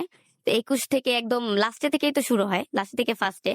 21 থেকে যাওয়ার পর পর্যন্ত 4 পর্যন্ত আমি আবার ছোট থেকেই নামাজ, আম্মু যেভাবে শিখে নামাজ পড়ে আল্লাহ বিল্লাহ করে, ওই দিন আবার ফজর টাইমে উঠে নামাজ টামাজ পড়ে তারপরে নিয়ত করে গেছি যে আল্লাহ তুমি একটা ভালো একটা দিক দেখাই দিও আমাকে। তো 4 পর্যন্ত আসার পরে ক্রেস্ট, একটা লাল একটা ক্রেস্ট সবাইকে দেওয়া হয়েছে। থার্ড আর সেকেন্ড ফার্স্ট এদের জন্য ভালো ভালো প্রাইস। থার্ড প্রাইজ গেল, সেকেন্ড প্রাইজ গেল, আমার নাম তো উঠতেছে না, মনটা খুব ধুকধুকানি, চোখ বন্ধ করে আছি, আল্লাহরে ডাকতেছি যে আল্লাহ একটা ভালো কিছু করো। ফার্স্টেই যখন নামটা আসে তখন তো তারা একটু আরো বেশি হার্টবিট বাড়ায় দেয় যে কে পাবে কে পাবে। তো ফার্স্টেই যখন নামটা আসে তখনই আমার নামটা আসে, ফাতেমা আক্তার সুমাইয়া। কুইজ প্রতিযোগিতা প্রথম হয়েছে। তো আমি বয়সে কম ছিলাম তখন, ক্লাস 4-এ পড়ি। সবাই অনেক খুশি যে এই মেয়েটা কিভাবে পারলো 40টা প্রশ্নের অ্যান্সার, যেখানে 8-9-10 মেয়েরা পারে নাই। আমি তো অনেক দৌড়াদৌড়ি করে কষ্ট করে যাই হোক পাইছি। ওখানে আমার প্রাইজ দিছে 6টা বাটি সহ বড় একটা বোল, আর হচ্ছে ইসলামের বদর যুদ্ধের কাহিনী একটা বই, আর একটা লাল ক্রেস্ট। ওই ক্রেস্টটা নিয়ে আসি।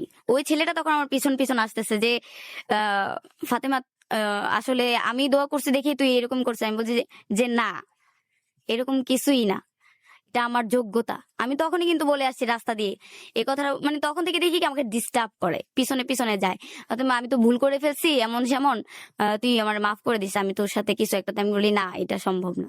স্কুলে যাই, যেখানে যাই ওখানে ছেলেটা বিরক্ত করে। ছোট হইলেও কি এখনো দেখি ছেলেরা এইগুলোই করে, এখনো যে ক্লাস 3-4 এর বাচ্চারা এগুলোই করে। তো যাই হোক, এরপর একটা গানের প্রতিযোগিতা আসে আমাদের স্কুলে, রাজধানী মডেল হাই স্কুলে আমি পড়ি। টিচাররা আমাকে খুবই ভালো জানে। আপনি যে ছেলেটাকে নিয়ে কথা বলছেন তখন আপনি ক্লাস 4-এ পড়তেন? হ্যাঁ হ্যাঁ, আমি ক্লাস 4-এ। ওই ছেলেটা?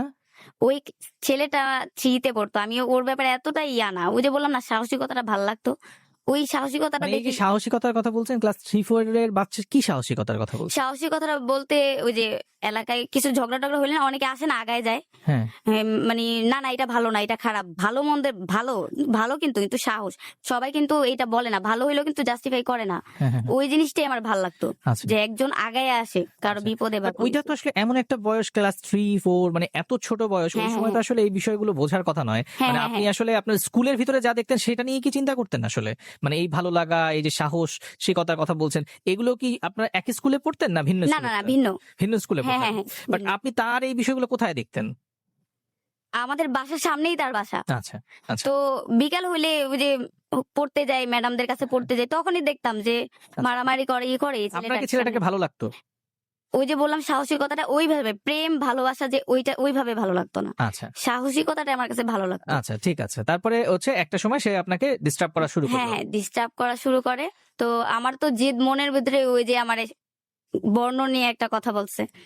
তো যাই হোক, তারে তো দেখাই দিছি যে আমি কি। তারপরে গানের যে, আমার গানের গলা মোটামুটি ভালো, খারাপ না।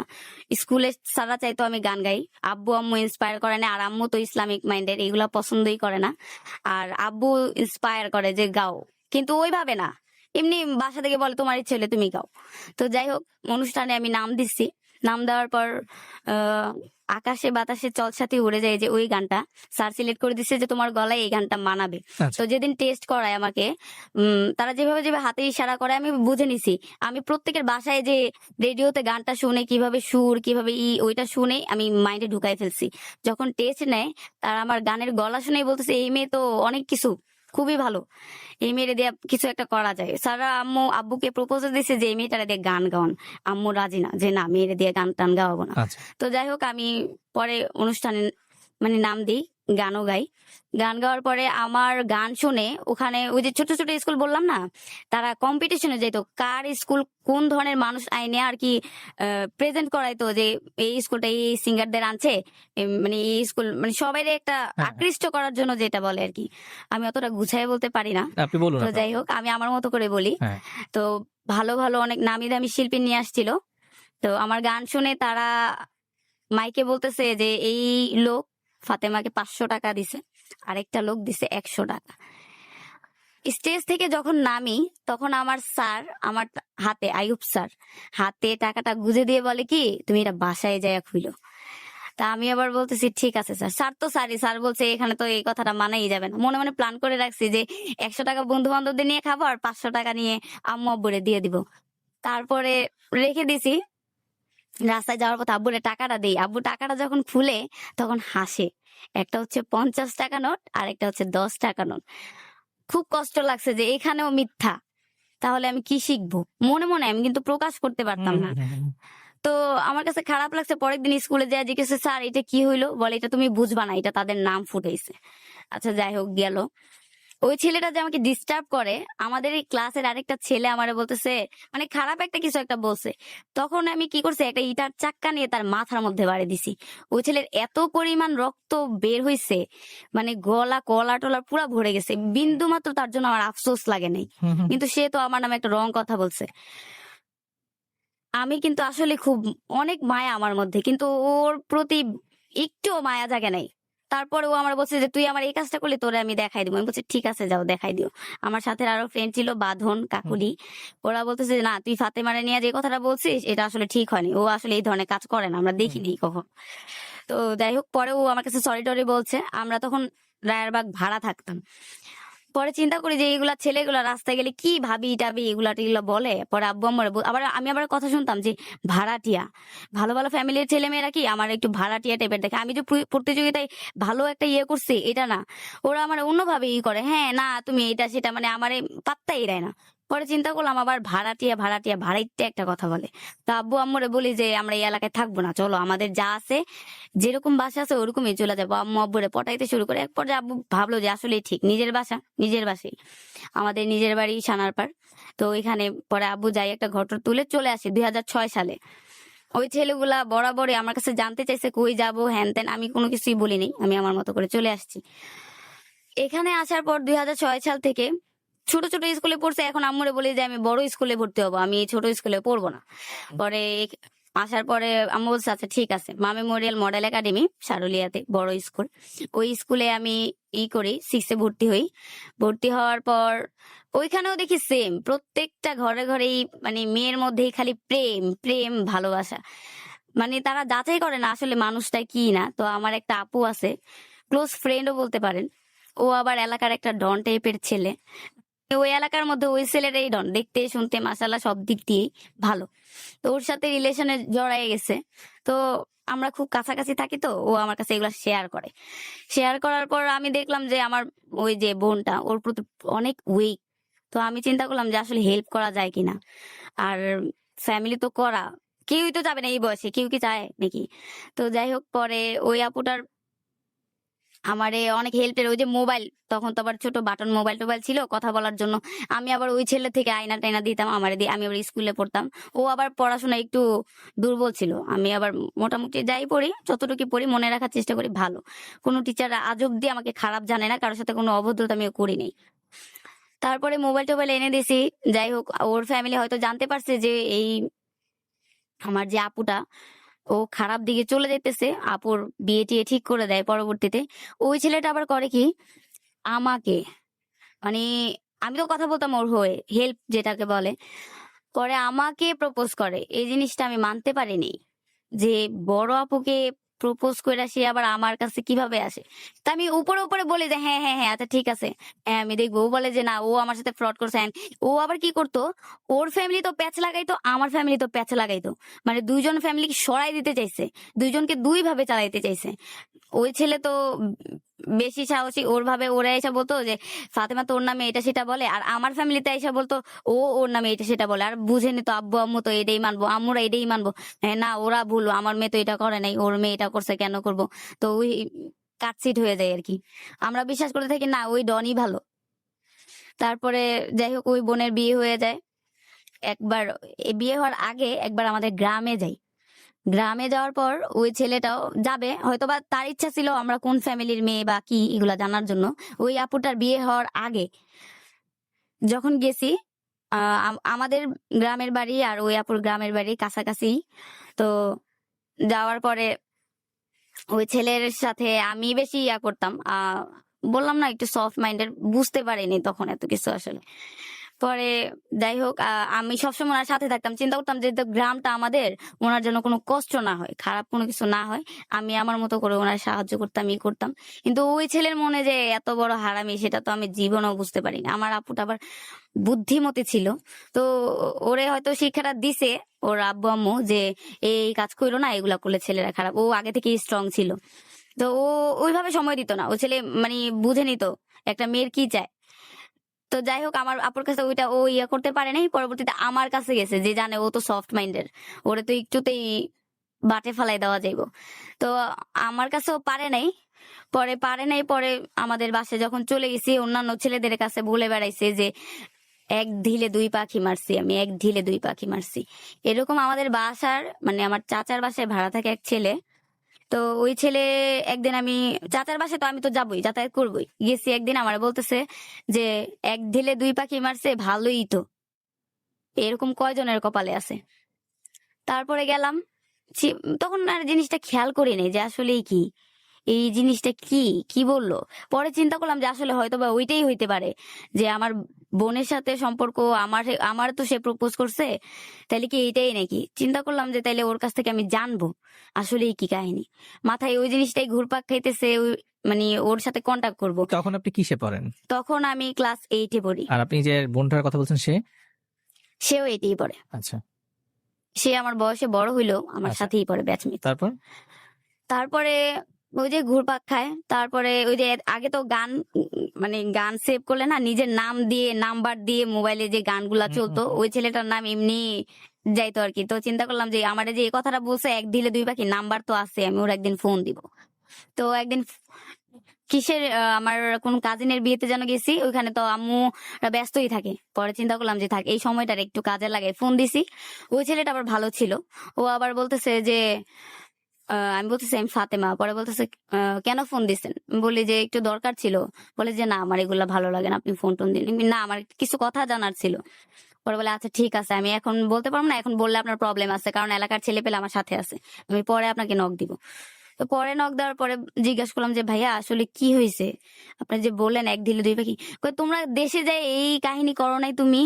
আমি বলি কি করছি, মানে খারাপ কিছু একটা উঠাই দিছে ওই যে ডন। আসলে না তো, আমি তো এরকম কিছু করিনি। হ্যাঁ তোমার নামে তো এগুলো বলে বেড়াচ্ছিস, তুমি আসলে ওর কাছে যাইও না। আমি তো ওর কাছে তো কখনোই যাই না। ও পড়তে গেলে আমার ডিস্টার্ব করে, আমার বাসায় যারা, আমাদের বাসায় যারা ভাড়া থাকতো তাদেরকে দিয়ে ফোন দেওয়ায়, আমি পড়তে গেলে ডিস্টার্ব করে, সব দিক দিয়ে। স্কুলে গেলে ওইখানে আগে আগে যায় দাঁড়ায় থাকে, তারা তো আমি কখনো বলি নাই যে আপনারে আমি, আপনি আসেন বা কোনো কিছু। পরে বলে যে যাই হোক, এটা তো আমি জানি না, তুমি তোমার মতো করে ই করো। আচ্ছা ঠিক আছে। তো এর মাঝে ওই ছেলেটার সাথে আমার কন্টিনিউ মানে যোগাযোগ হয়, সবসময় আমি তার সাথে যোগাযোগ করার চেষ্টা করি, কারণ সে ভালো কিছু উপদেশ দেয়, খারাপ না, ভালো। আর আমি ওই যে বললাম না বেশি একটু দয়াশীল, বেশি স্কুলের ফ্রেন্ডস তখন তো প্রেম নিয়ে ব্যস্ত, সবার এর মোবাইল লাগে, ওই মোবাইল লাগে, এর এইটা লাগে। পরে আমি বলছি আমাদের বাসায় তো এরকম একটা ছেলে আছে, ওর কাছে যদি চাই আমার দিবে, না করবে না। ওর কাছ থেকে মোবাইল নিতাম, মোবাইল নিয়ে ফ্রেন্ডদেরকে হেল্প করতাম, যার কারণে জীবনে অনেক কিছু করতে হয়েছে আমাকে। ওরাই আমাকে খুব ফাঁদে ফেলাই দিছে, কি বলবো এখন। আর ওই ছেলেটা ভাবছে আমি যে ওর কাছ থেকে মোবাইল নেই, মনে হয় ওর ওর প্রতি আমি একটা উইকনেস, আসলে কিন্তু না, এরকম কোনো কিছুই না। ওই যে হেল্প করার বিষয়টা যে থাকে, ওইটাই করছি আর কি। তো এরকম পরে ও বলে যে আমি আবার বেশি ঘুরতে পছন্দ করি, যে চলেন ভাইয়া একটু ঘুরতে যাই। সবাই দেখি প্রেম টেম করে, কি করব এখন, পড়তে টড়তে অনেকে পড়া ফাঁকি দেয়, স্যাররাও ঠিক মতো আসে না, বাইরে বসে থাকি, তখন ফোন টোন দেই যে চলেন একটু ঘুরে আসি। তো এরকম একদিন স্যার আসে নাই। আচ্ছা, আমার একটা প্রশ্ন আচ্ছা হচ্ছে যে আচ্ছা, আপনি তখন ক্লাস 8 এ পড়তেন হ্যাঁ বলছেন। ক্লাস 8-এ। এই যে ধরেন আপনার কথাবার্তা শুনে যেটা মনে হচ্ছে যে লাইক আপনি অনেক স্বাধীন একটা জীবন যাপন করেছেন, মানে আপনার ফ্যামিলির কি কোনো বাইন্ডিং ছিল না যে বললেন যে চলেন আমরা ঘুরতে যাই? হ্যাঁ হ্যাঁ হ্যাঁ। এই ব্যাপারটা তো স্বাভাবিকভাবে কেউ অ্যালাউ করবে না, মানে একটা মেয়ে বাইরে চলে যাবে। হুম, তো হুম। আপনার ফ্যামিলির কি কোনো রেস্ট্রিকশনস ছিল না, বা আপনার ব্যাপারে তাদের কি মানে তারা বাসা থেকে বলা পর্যন্ত আছে যে মেয়েটা কই গেছে, বিশ্বাস ছিল আমার উপর একটা। আচ্ছা, আর আমি তো বললামই, আমি সহজে এই কাজ করতে পারবো, তারা কখনো ভাবতেই পারে নাই। ওকে, মানে খুব একটা বিশ্বাস যে আমি বলছি আমার মেয়ে এভাবে যাবে, এভাবেই যাবে। আসলে যে তাদের দেখা লাগবে, তাদের ট্যাকেল দেওয়া লাগবে, ওই জিনিসটা তাদের মাইন্ডে আসে নাই। ওকে। সমাজ ব্যবস্থা তো আস্তে আস্তে মেয়েদেরকে কিভাবে যে ট্যাকেল দিতে হয় আমার আম্মু এটা বুঝেও নাই। আর আব্বু তো আব্বুর কাজ নিয়ে ব্যস্ত থাকে। ওকে, তারপর কি হলো? তারপরে একদিন, মানে ওই ছেলের সাথে আমি রেগুলারই যোগাযোগ করি, সব ফ্রেন্ডরা তো সবার মতো করে কথা বলে। তো আমারও মনে হইতো যে আমিও কারোর সাথে কথা টথা বলি। এমনিও মার্কেটে গেলে যেখানেই যাই না, মানে নাম্বার অনেক ভাবে পাই, স্কুল ফ্রেন্ডরাও আছে, হ্যাঁ। মানে পছন্দ করে আমার থেকে। আজ পর্যন্ত আমি এটা অনেস্টলি বলতে পারবো, কোনো ছেলেকে আমি নিজ থেকে কোনো নাম্বার দিইনি। হুম, হুম, আমার বান্ধবীদের মাধ্যমে নিছে, এলাকার কোনো ছেলেদের মাধ্যমে নিছে, মানে আমার পরিচিত কারোর মাধ্যমে নিছে, আমার মাধ্যমে নিতে পারেনি। কিন্তু আমি ওই যে প্রেম প্রেম এগুলো আমার আগেই পছন্দ ছিল না। তো ওই ভাইয়াটারে ভাল লাগতো কেন, ওই যে বললামই তো, সে সবসময় ভালো উপদেশ দিত। তো সবাই যে ঘুরতে যায়, আমিও বললাম যে আজকে এরকম স্যার আসে নাই, চলেন আমরা ঘুরতে যাই। আচ্ছা, বলে যে আচ্ছা ঠিক আছে। তো এরকম একদিন দুই দিন না, প্রায় যাওয়া হয়েছে। আমার সাথে আবার আমার একটা ফ্রেন্ড ছিল, ক্লোজ ফ্রেন্ড। একা যে যাইতাম তাও কিন্তু না, Okay. কয়েকজন সাথে ছিল, ওরও আবার ফ্রেন্ড সার্কেল ছিল, এরকম যাইতাম। এই জিনিসগুলো আবার কয়েকজন আশেপাশে তো মানুষ থাকেই, আমার মাথায় এই জিনিসটা আসেই নাই যে মানুষ দেখলে কি বলবে হুম, খারাপ, এই জিনিসটা আমার মাথায় আসেই নেই। অনেকেই বাসায় বিচার টিচার দিছে, বাসায় না ধুতে দিতেও মাইর খাইছি। আসলে বাসায়ও জিজ্ঞাসা করে না তুমি কেন গেছো, কি হইতে পারে, এইগুলা না জিজ্ঞেস করে ধুমছে মাইর। এই জিনিসগুলো আরো বেশি কষ্ট দিছে, যে আমার কাছে জিজ্ঞাসা করলো না কেন, কেন আমার সাথে এই ধরনের কাজগুলো করতেছে। আর এর মধ্যেখানে তো ওই ছেলে আমার পিছে লাগিয়ে গেছে, ওরে পাত্তা দেই না। হুম, হুম। ও আবার বুঝতে পারছে যে ওর সাথে কথা বলি, ওর সাথে আবার ওই যার যার কথা বলতেছে ভালো, ওর সাথে খুব ভালো একটা কালেকশন। তো আমি চিন্তা করছি যে ওর কাছ থেকে ওর ব্যাপারে জানবো যে ও আমার নামে কি কি বলতেছে। ঠিক আছে, আমি আবার ওই ট্রিক্সটা খাটাইছি। তো ও এরকম প্রায় সময় বলে এগুলা এগুলা না কি করছো, এগুলা আসলে আমি এগুলা কিছুই করিনি। মানে ও নিজের যারই প্রপোজ করছে সব মেয়ে ওর ফাঁদে ফাইসা গেছে, দেখলে যে কেউই পছন্দ করবে, শারীরিক ভাবেও। মানে এইগুলা মানে তাদের কাছে ডাজ নট ম্যাটার। প্রেম করব, তার সাথে এইভাবে যাইতে কোনো প্রবলেমই নেই, তাদের কাছে এটাই মনে হয়েছে। কিন্তু আমার কাছে এই জিনিসগুলো ভালো লাগে নাই। হুম। তো আমি আবার ওর খোঁজ খবর নিতে লাগছি, পরে ও বলে যে ও আসলে ভালো টাইপের না, তুমি ওর কাছে যাও না, যদি কোনো ইটি হয় আমার সাথে কথা বললো। তো ওই ছেলেটা আবার আর্থিক অবস্থা ভালো না, আমি যে ভাইয়ের কথা বলতেছি আমাদের চাচার বাসায় থাকে, বুঝিনি তো। হুম, হুম, হুম। তারপরে সবসময় কথা বলি, এটা আবার ও জানার পরে ও আবার আমি আরেকদিন কোথায় জানি যাওয়ার প্ল্যান করছি, এটা আবার ওর সাথের ফ্রেন্ড, একটু প্যাচে পড়ছিলাম, ওর সাথের ফ্রেন্ড ওরে জানাই দিছে যে ফাতেমা ওর সাথে এই জায়গায় যাইতেছে। বুঝেনি তো যেখানে বাঘের ভয়, আরে বাবা, ওর কাছেই যায় খবর পৌঁছেছে। ও সবাইরই জানাই দিছে, এলাকার সবাইরে জানাই দিছে ওর সাথে পালাই গেছে। আসলে কিন্তু পালাই যাওয়ার কোনো কিছুই না। হুম, বাসায় আসছি, আম্মু আম্মু জানছে পড়ার ফাঁকে এই কাজ করছি। আম্মু আবার নিয়ে আসছে। নিয়ে আসার পরে আম্মু নিয়ে আসার 5 মিনিটও হয় না, ওই ডন আইসা বাসার সামনে দাঁড়ায় রইছে। দাঁড়ায় বলতেছে এই কই কই গেছিলি আজকে, হ্যাঁ এই খবর তো পাইছি। আরে কি ব্যাপার, আম্মু চাইতেছে যে এই ব্যাপারটা কেউ যেন না জানে, কিন্তু ওনার থেকে যে দুনিয়াটা আরো বেশি চালাক উনি তো বুঝতেই পারেনি। আর আব্বুরে উনি কখনোই ক্লোজ ভাবে কোনো কিছু শেয়ার করেনি। আমরা ছোটকাল থেকেই ভয় পাই। আব্বু ওই যে আশেপাশের আন্টিরা যে এর নামে ওর নামে, কখনো আব্বু বাসা থেকে বাইরে হতে দেয়নি, একদম ঘরে স্ট্রেট ঘরে থাকবা, ও কারোর সাথে কোনো চলা টলা দরকার নেই, মানুষ বেশি কথা বলে। তো যাই হোক, আসার পরে আব্বু আসছে, ঘুরতে গেছি, এমনও সরাইছে আমি কক্সবাজারে গেছি, এই ছেলের সাথে পালাই গেছি, ব্যাগে কাপড় চোপড় নিয়ে গেছি, হ্যান তেন দুনিয়ার কথা। বাসায় আব্বু কিছু জিজ্ঞাসা করে নাই, মায়ের মোটা একটা লাঠি নিয়ে, এমন মায়ের, পুরুষ মানুষের মায়ের যে খাইছে সে বোঝে। আমি খাইছি, তারপরও তার লাঠি ধরি নাই, কারণ আমার জিদ যে আমার বাবা তো আমার জিজ্ঞাসা করবো যে হুম। কি, উনি না জিজ্ঞাসা করে মানুষের কথা শুনে আমার উপরে টর্চার। প্রায় 3 দিনও না খাইয়াছিলাম আমি, ওই জিদ্দের কারণে। যতক্ষণ পর্যন্ত বাপে আমার ধইরা না কইব যে আয় খাইতে আয়, আম্মু রান্না বান্না বন্ধ, এলাকার মানুষ নানান ধরনের সমালোচনা, এই মেয়ে কি করছে। ওই সময়টা আসলেই খুব কষ্টের, খুবই কষ্টের। মানে পাশের ভাড়াটিয়ারা বলতেছে যে এই মেয়ে, মানে শারীরিক সম্পর্ক যেটা বলে আর কি, ওগুলা করছে এটা এরপর যেটা হয়েছে, আব্বু আম্মু এটাই ভাবছে যে আমি হয়তোবা প্রেম টেম করি, তার সাথে চলে যাব, বাসা থেকে বের হয়ে যাব, এরকম কিছু একটা। আর আমার বড় চাচা এরাও ধুমসে বিয়ে টিয়ে দেওয়ার জন্য উঠে পড়ে লাগছে। তো এটাই হয়েছে। অনেকেই মানে দেখাশোনা, এই পছন্দ টছন্দ বিয়ের যেগুলা হয়। আর আমি একটা কি, এই কথাগুলো না কখনো ফ্রেন্ডদেরকে বলতাম না, যখন যেগুলো ইন্টারেস্টিং মনে হইতো ওইগুলোই বলতাম। এই যে আমি তো আগেই বলছি যে প্রেম টেম এগুলোর প্রতি আমার এমনি ইন্টারেস্ট ছিল না। ওরা যদি কখনো মানে খুঁচায় জিজ্ঞাসা করে যে তোর কি, কার সাথে, এইটা সেটা, মাঝে মধ্যে মন চাইলে বলতাম, মাঝে মধ্যে মন চাইলে বলতাম না। আমি পড়ার উপরে বেশি আগ্রহ ছিলাম, কিন্তু চাইলেও পারতাম না, কারণ সাথে যেগুলা ছিল ওই প্রেম নিয়েই ব্যস্ত, কোন ছেলে কি করলো না করলো ওইগুলা নিয়েই ব্যস্ত। এর মধ্যে আব্বু কখনো বলে নাই যে তোমার পড়া বন্ধ করে দিব, কারণ জানে আমি পড়াশোনা যথেষ্ট ভালো। এর থেকে দেখা শুরু হয়েছে। ওই আপুর কিন্তু এর মধ্যে বিয়ে হয়ে গেছে, তারপরেও ওই ছেলে আমার পিছনে লাইগা আছে যে ও মানে এত সুন্দর, গুড লুকিং, স্মার্ট, ওর ওর ওর মানে ওর কাছে গেলাম না, এরকম আমাদের বাসার একটা ছেলে, ওর সাথে কথা বলি, ওর একটা হিংসা। তো যেটাই হোক, মোবাইল টোবাইল যে নেই, আমি ও কোনোভাবে যেন আন্দাজ করতে পারছে যে আমি মোবাইল নেই। ও আবার কি করছে, আমারই একটা মেয়ে ফ্রেন্ড, আমরা কোচিং এ যেতাম, আমার কাছ থেকে কখনোই কোনো কিছু মুখ থেকে বের করতে পারতো না। আমি খুবই মানে কঠিন টাইপের ছিলাম, চাইছিল কিন্তু পারে নাই, আমি কখনোই বলি নাই। আরো চাইছে আমি যে নাম্বারটা ইউজ করি ওই নাম্বারটা কি, পারে নাই। ও আবার আমারই একটা ফ্রেন্ড, ও কোচিং এ যাইতেছে, ও সায়েন্সে আর আমি হচ্ছে কমার্সে। ও একদিন যখন পড়তে যায়, তখন ওই ছেলেটা ওর পিছনে পিছনে গেছে। আমার ফ্রেন্ডটার মানে কাজটা কি দেখেন, তুই তো জানিস যে এই ছেলেটা আমাকে ডিস্টার্ব করে, বা আমার পরিচিত একজনের সে অ্যাফেয়ার ছিল, তোর তো ওই ছেলেটার সাথে যাওয়ার কোনো প্রশ্নই আসে না। ও কি করছে, বলতেছে যে চলো, তোমার তো ভাল লাগে, আহ ওরা তো দেখতে ভালো না, তোমার খুব ভালো লাগছে। তোমার মানে ওই ফ্রেন্ডের আর্থিক অবস্থা খুবই ভালো, মানে একটু পটায় আর কি, মেয়েদেরকে যেভাবে পটায় ওইভাবেই পটাইছে। ও পইটা গেছে, ওর মতো করে চলে গেছে, কিন্তু ওর মনের মধ্যে ছিল যে আমি কোন মোবাইল চালাই, কোন নাম্বার চালাই, কিভাবে আমার সে মানে একটা ভালো একটা ট্র্যাপে ফেলাইবো, ওইটা দেখতে চাইতেছিল। তো যাই হোক, ওই ফ্রেন্ডকে যে নিয়ে গেছে, আমার ফ্রেন্ড, আমার বেস্ট ফ্রেন্ড বলতে ও আমার খুবই, ওর একটা কলিজাই বলতে গেলে, খুব ভালো একটা ইয়া ছিল, কিন্তু ওর মনটা আসলে খুবই একটা ন্যারো মাইন্ডের। ছেলেরা তো কত কিছুই বলবে, তোর কি যাইতে হবে ওর সাথে, না ও তোর তো কোনো প্রশ্নই আসে না। যাই হোক, ওর মনের মধ্যে একটা খারাপ জিনিস ছিল বিধে ও এটা ভুগছে।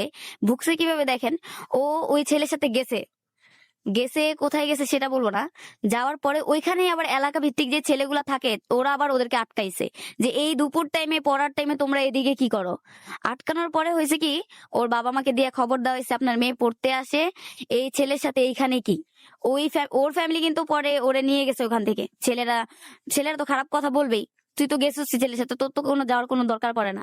আমি খারাপ আমার মধ্যেই থাকতো, আর আমরা ফ্রেন্ড, আমরা মেয়ে ফ্রেন্ডরা কি করবো না করবো সেটা তো তোর ওরে বলা দরকার নেই। ফ্রেন্ড হচ্ছে আমরা, আমাদের থেকে তো ও বেশি না, কিন্তু পুইটা গেছে ছেলে মানুষ, ওরে বলছে সুন্দর, আমি সুন্দর না, তোর তো এটা শোনার কোনো দরকারই নেই।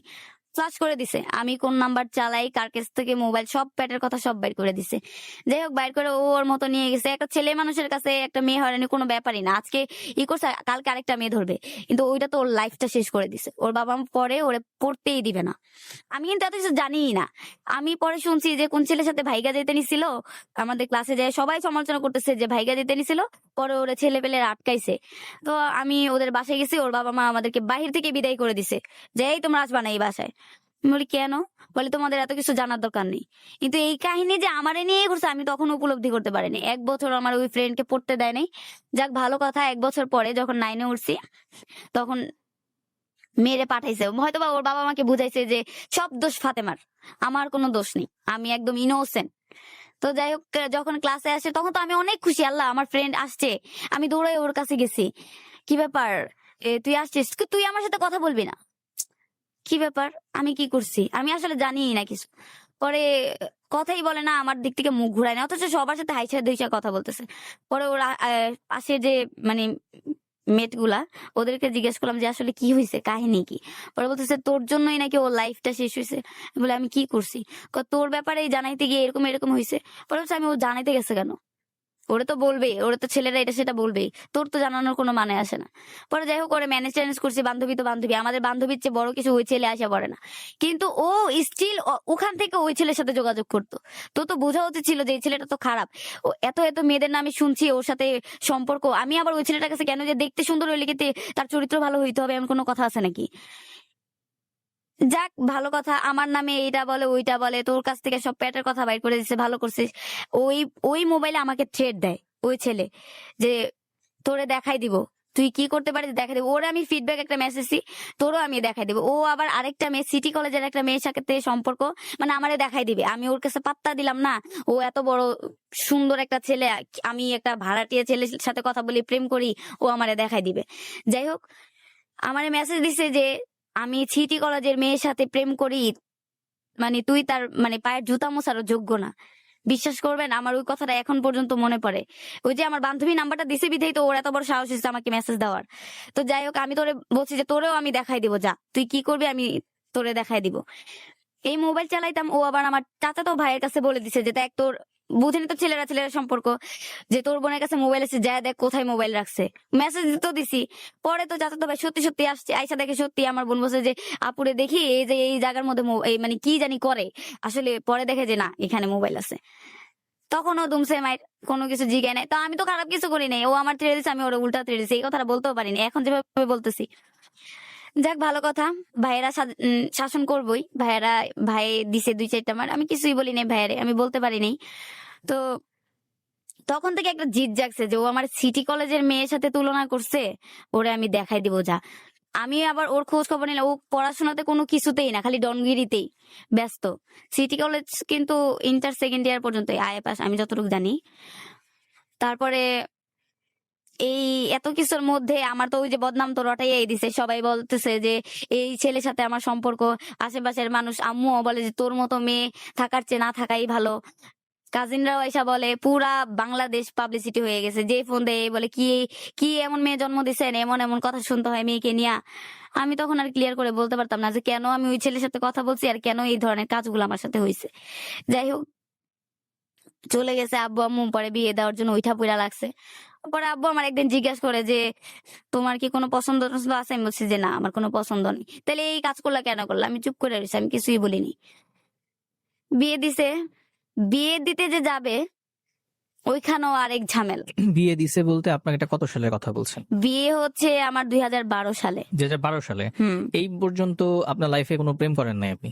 না না, এই 2012? ওই যে বললাম ভালো যে ছেলেটার কথা বললাম, হ্যাঁ। ওর সাথে কিন্তু কন্টিনিউ কথা বলছি। ওই 2012 সাল পর্যন্ত কথা বলেছেন?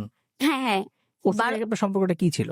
ওই যে বললাম না আমাকে বলছে এক ঢিলে দুই পাখি মারার। হ্যাঁ। এরপরে থেকে মানে আমার জানার ইচ্ছা জাগছিল যে আসলে কি জন্য এই কথাটা সেটা তো বলছে। আপনার অনেক আগে হয়ে গেল, হ্যাঁ, হ্যাঁ, তারপরে তো আপনি কন্টিনিউ হ্যাঁ করেছেন। তারপরও কন্টিনিউ এই কথাটা কি মানে বন্ধুত্ব না প্রেম না কি ছিল এটা?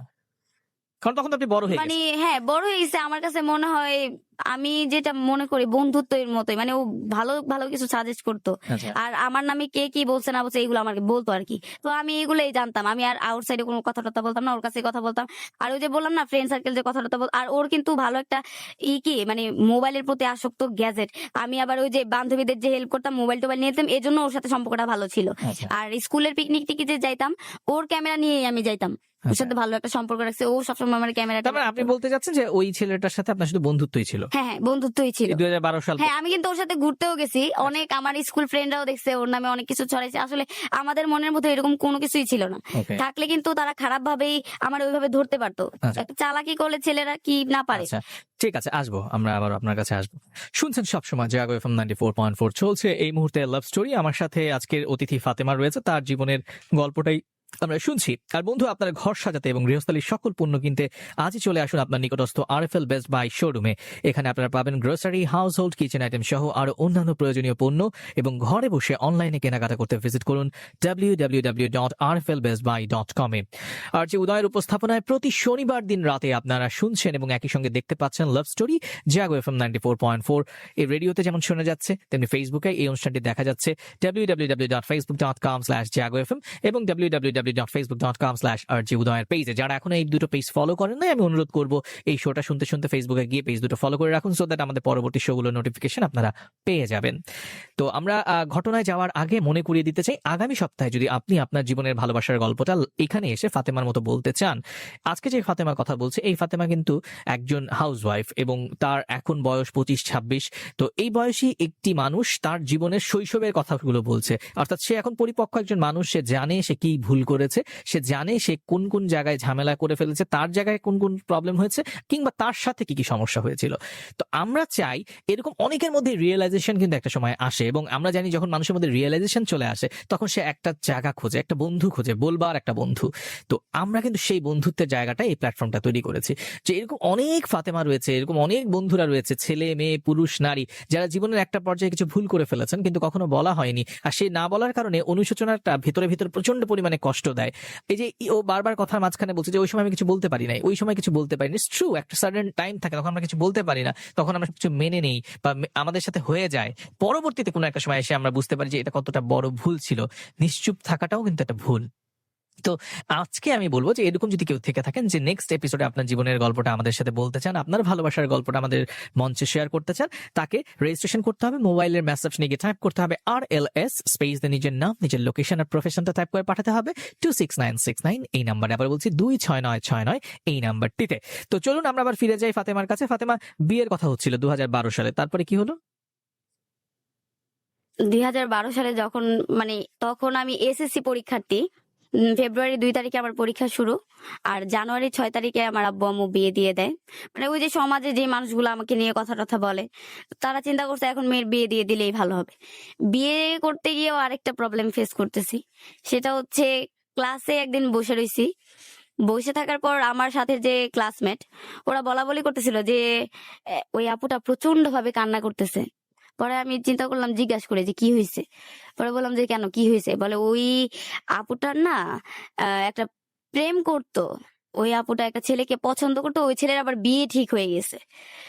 পরে বললাম যে বিয়ে ঠিক হয়েছে, তাহলে তো ছেলে মনে হয় মেয়েরে ভালোবাসে না, যদি ভালোবাসতো তাহলে তো ঠিকই বিয়ে করে নিত।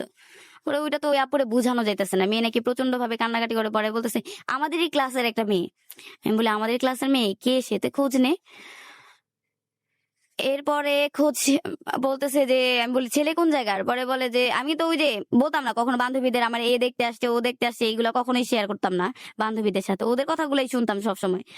আর মাঝে মধ্যে যেগুলো মনে হইতো বলবো না, মনে হলে নাই, পড়ার ব্যাপারে ডিসকাস করতাম। তো যাই হোক, পরে তারা বলতেছে, পরে বলে যে ছেলে এরকম এই এলাকার এই নামের ছেলে। পরে তো আমার মাথায় একটা খাইলো, আরে এই ছেলে তো আমার দেখতে আসছে, এর সাথে তো আমারই বিয়ে ঠিক হওয়ার কথা। পরে বললাম যে ওই ছেলের সাথে কি ওই মেয়ের কোনো মানে খারাপ ভাবে কোনো হয়েছে? বলে যে না, এরকম কোনো কিছু নেই। তাহলে ওই মেয়ে এত উইকনেস কেন? বলে যে সেটা তো আর বলতে পারি না, তাহলে যা খোঁজ নেই, ওই মেয়েটাই আমি। ওরা তো পরে আবার গলাগলি ধইরা, দোস্ত তুই এই বিয়েটা করিস না, এই আপুর যে অবস্থা দেখতেছি আপু কোনদিন জানি মইরা যায়। আমি বলি সেটা তো সম্ভব না, আমার আব্বু আম্মু বিয়ে ঠিক করছে, আমি এখানেই বিয়ে করব। ওই মেয়েও আমারে কত ভাবে যে হেনস্থা করছে, আমার বান্ধবীদের মাধ্যমে জানাইছে যে আমার এখন বাল্য বিবাহ, আমার পুলিশ টুলিশ নিয়ে এসে সে আমার দেখাই দিবে। আর আমার হাজবেন্ড ওই মেয়ের সাথে কন্টিনিউ যোগাযোগ ছিল তখন পর্যন্ত, কথা বলতো। ও ও কথা বলছে আবেগেই, আমি যতটুকু পরে জানতে পারছি যে আবেগেই কথা বলছে, মেয়েরে বুঝতে গিয়ে নিজেই আরো বুঝের মধ্যে পড়ে গেছে। তো যাই হোক, ওই আপুর অবস্থা খুবই খারাপ। বান্ধবীরাও বলতেছে যে বিয়ে টিয়ে করার জন্য না, আমি বলছি যে না আমি বিয়ে করবো। ওই মেয়ের ফোন দিয়ে একবার থ্রেটও দিছি, নাম্বার নিয়ে থ্রেট দিছি। আমার একটা বান্ধবী ছিল সাথে, যে দেখ এই কাজগুলা করিস না, করলে কিন্তু তোর অবস্থা খারাপ। ওই মেয়ে আমার থ্রেট দেয় যে আমি এই ছেলের বিয়ে করেই ছাড়বো। আচ্ছা ঠিক আছে, বিয়ে করলে করে, তোরে পরে কিন্তু বুঝামো আমি, তোরে কি বুঝামো সেটা তুই বুঝতেও পারবি না, তুই তো করেই বলছি ও মেয়েরে।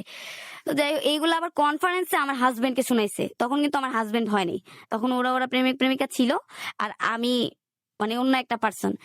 যাই হোক, ওইটা আমার হাজবেন্ডকে জানাইছে, ও আমাকে তখন বিয়ের আগে ওর সাথে আমার মোবাইলে কথা হইতো। আপনি কেন আপনার বাবা মাকে এই ঘটনাটা বলেন? হ্যাঁ বলছিলেন? বলছি। আমার আব্বু বলছে তুমিও তো করছো, তোমার নিয়ে যে এত কিছু সমালোচনা করে, তুমি যেমন তোমার লোকে এমনই পড়বো। আম্মু ডাইরেক্ট কি কথা বলে, এই কথা বলে আপনার কোনো কিছু বলার থাকে আচ্ছা। যে না আমি তো আসলে ঠিকই, সবাই তো এটাই আমাকে জানতেছে। তো জানানোর পরে আম্মু বলতেছে যে না, ছেলে সব দিক থেকে সাপোর্ট দিচ্ছে, ছেলে ভালো, এখানে আর কোনো ঝামেলা করিস না, তাইলে তোর মধ্যে কোনো কিছু আছে, তুই যেটা ক্লিয়ার করে বলতেছিস না। পরে আমার কিছু বলার নেই, ঠিক আছে তোমরা যেখানে দাও ওইখানেই। আমার হাজবেন্ড তখন বেকার ছিল, তো স্টুডেন্ট হিসেবে ও ভালো, ওরে সবাই ভালো হিসেবেই জানে। তো যাই হোক, পরে ওরা একদিন ফোনে বলছে যে এগুলা এগুলা ওই মেয়ে আমারে বলছে যে তুমি ওর কথা শুনো না, আমার যদি ওর সাথে এরকম কিছু থাকতো তুমি জাস্টিফাই করো যে ওর সাথে এরকম কোনো কিছু করছি নাকি, যদি করো তোমার ভালো মনে হয় তাহলে বিয়ে করবা, নয়তো তোমার কোনো দরকার নেই। ও তো একটা শিক্ষিত ছিল, ও বুঝে ভালো। তো যাই হোক, এটা বলার পরে যে না, চিন্তা করছি যে না এরকম ওই মেয়ের দিয়া জানাইছি যে আসলে ওর সাথে কোনো খারাপ কোনো কিছু হয়েছে কিনা। মেয়ে বলছে যে না এরকম কিছুই না, আমি ওর প্রতি বেশি, ও আমার প্রতি। আমি বুঝছি না, তাহলে এটা কখনোই সম্ভব না। ওই ছেলে ভালোবাসলে অবশ্যই আপনারা বিয়ে করতো, আপনি আমার সংসারে আর ঝামেলা পাকাইতে আইসেন না। মেয়ে মেয়ে হয়তো রিয়েল ভালোবাসছে, খুবই ভালোবাসছে। বিয়ে টিয়ে হয়, বিয়ে হওয়ার পর ওই মেয়ে সবসময় যোগাযোগ করার চেষ্টা করে। আমার হাজবেন্ড তো তারা সায় দিছে, ও তো উচিত ছিল তখন ওই মেয়েটার আর কোনোভাবে সায় না দেওয়া, যেহেতু বিয়ে হয়ে গেছে। ও চাইছে বুঝাইতে যে দেখো বাস্তবতা আসলে এরকম না, এরকম এরকম। তো এরকম এরকম মেয়েও মানতে চায় নাই। মেয়ে অনেকবার অনেক কিছু খাইছে আমার বাসায় টাসায় আইসা, মেয়েরে বুঝাইতে গেলেও বুঝে না। তো ওর ফ্যামিলিগত ভাবে পরে আলাদা হয়ে গেছে ওই মেয়ে। আমাদের বিয়ে হওয়ার মানে 6-7 মাস পরে মেয়ের কাজিনকে মেয়ে বিয়ে করে নিছে। যাই হোক, আমার সংসারে এরপর একটা অশান্তি লেগেই থাকতো ওই মেয়েরে নিয়ে। আমার হাজবেন্ড কিন্তু সকাল বিকাল ওই মেয়েরে নিয়ে আমার সাথে কথা বলতো। হ্যাঁ, ওরে আমি জপতেই থাকুম, তসবি জপতেই থাকুম। আর আরেকটা কথা কি, ওই যে বর্ণনীয়তে কথাটা বললাম না, আমি যখন বিয়ে হয়েছে তখন আমাদের এলাকা থেকে শুনছি তোর হাজবেন্ড খাটো, তোর হাজবেন্ডের দেখতে ভাল লাগে না, হ্যান ত্যান। আর ওদের ফ্যামিলিতে যখন বউ হয়ে গেছি তখন বলে যে ওর এত সুন্দর একটা ছেলে কি মাইয়া বিয়ে করে আনছে। মানে এই সব জায়গাতেই সমস্যা, ক্যারেক্টারে নিয়েও সমস্যা কথা শুনতেছি। আবার ওখানে বলতেছে ওর সাথে ওর বোরে মানায় নাই, এলাকায় শুনতেছে ওর হাজবেন্ড খাটো বেকার, কি দেখা জামাইরে বিয়ে দিছে। মানে কত ধরনের সমস্যাগুলো যে আমার ফেস করতে হয়েছে। তো যাই হোক, হাজবেন্ড ওই মেয়ের মানে ও হয়তো ভাবছে যে মেয়েটার সাথে আমি খারাপ কিছু করছি, মেয়েটা আসলে এত weak হয়ে পড়ছে, ওর নামে জপে। তো জপার পরে হয়েছে কি, খালি বারবার আমার একটা কথা বলে যে ওর কাছে আমার এমন একটা জিনিস আছে, মানে ও আমাকে দিছে যেটা খুঁজে কেউই বার করতে পারবো না। পরে চিন্তা করি যে সংসার আমার, এখন সবকিছু আমার, কি এমন জিনিস থাকতে পারে যে আমি বাইর করতে পারবো না। আমি পরে সবকিছু তন্ন তন্ন করে খুঁজি, খোঁজার পর যা সত্যি তাই, যেভাবে ঢিল মারছি সেভাবেই আহ, আমাদের শোকেসের লকারের ড্রয়ারে ওই মেয়ের একটা ওড়না আর হচ্ছে ডায়েরি। মেয়ে আমার যখন বিয়ে ঠিক হয় ওই মেয়ের ডায়েরি লিখে গেছে কত ধরনের আবেগ, মানে তখন তো আবেগের একটা ইয়া ছিল, আবেগের কত ধরনের কথাই। ওইটা আমার এত কষ্ট লাগছে। হাজবেন্ডের যখন মানে বলি, ও আমারে বুঝায়, কোরআন শরীফ ধরে, মানে ওর সাথে আর কোনো সম্পর্কে যাবো না। কিন্তু মানুষের মন তো, ও ও হয়তো এটাই ভাবছে ভুল করছি আমি ওর সাথে, ওর কথা কিছু আমাকে বলে। আমি কিন্তু এই ব্যাপারটা ডায়েরি যে পাইছি, এই ব্যাপারটা ওর ফ্যামিলির কাউরে জানাই নাই, আমার বাপ মারেও পর্যন্ত জানাই নাই, কেউ রে জানাই নাই। আচ্ছা, চিন্তা করছি যে এখন তো আমার হাজবেন্ড হয়েই গেছে, এই জিনিসগুলো কারে জানাবো, জানালেই মানুষের সমস্যা। এই ডায়েরিটা কার, মানে ওই মেয়েটার না আপনার husband? ওই মেয়ে আচ্ছা। দিছে আমার হাজবেন্ডকে, ওকে, আমার হাজবেন্ড কোনো কিছু দেয়নি, আচ্ছা ওই মেয়েই দিছে। আবেগের অনেক কথাই, মানে সারা জীবন জানি দেখলে ওর কথা হ্যাঁ। মনে পড়ে। আচ্ছা আচ্ছা তো যাই হোক, হাজবেন্ডের কাছে ছিল, বের করে ফেলছি, এখনো পর্যন্ত আমার কাছে আমি রেখে দিচ্ছি, আমার হাজবেন্ডকে দিই নেই। তো এইগুলা জানাই নাই। কিন্তু আমার হাজবেন্ডের একটা দোষ কি, ও আমার কাছে কখনো জানতে চায় নাই যে তোমার এর নামে এগুলো এগুলো শুনছি, আসলে কি এগুলো সত্য। হুম। আর ওদের আমার 6টা মানে 2 ননাস, 4 জন হচ্ছে ননদ, আমার হাজবেন্ড একা। ফ্যামিলিগত ভাবে কত ধরনের ঝামেলাই তো হয়। আর আমি কিন্তু তখনও ম্যাচিউর ছিলাম না, একটা সংসার কিভাবে এই করে। একটা মেয়ে একটা সংসারে গেলে কি সবকিছু বুঝতে পারে, যে কে কোনটা চায় না চায়, এগুলো আমি কিছুই বুঝতাম না। আর আমার যে ফ্যামিলি আমি কখনো দেখিনি, আমার আমার একটা বড় বোন ছিল, ও আবার বাসায় থাকতো, চাচাতো বোন যেটা, এই শ্বশুর শাশুড়ি কিভাবে দেখতে হয়, ননদ ননাসকে কিভাবে দেখতে হয়, এই জিনিসটা আমি বুঝতামই না। আচ্ছা। যদি জয়েন্ট ফ্যামিলিতে থাকতাম তাহলে হয়তো বা আমার একটা জিনিস আয়ত্তে চলে আসতো। এই জিনিসটা ওদের বাসায় গিয়ে সাফার করছি।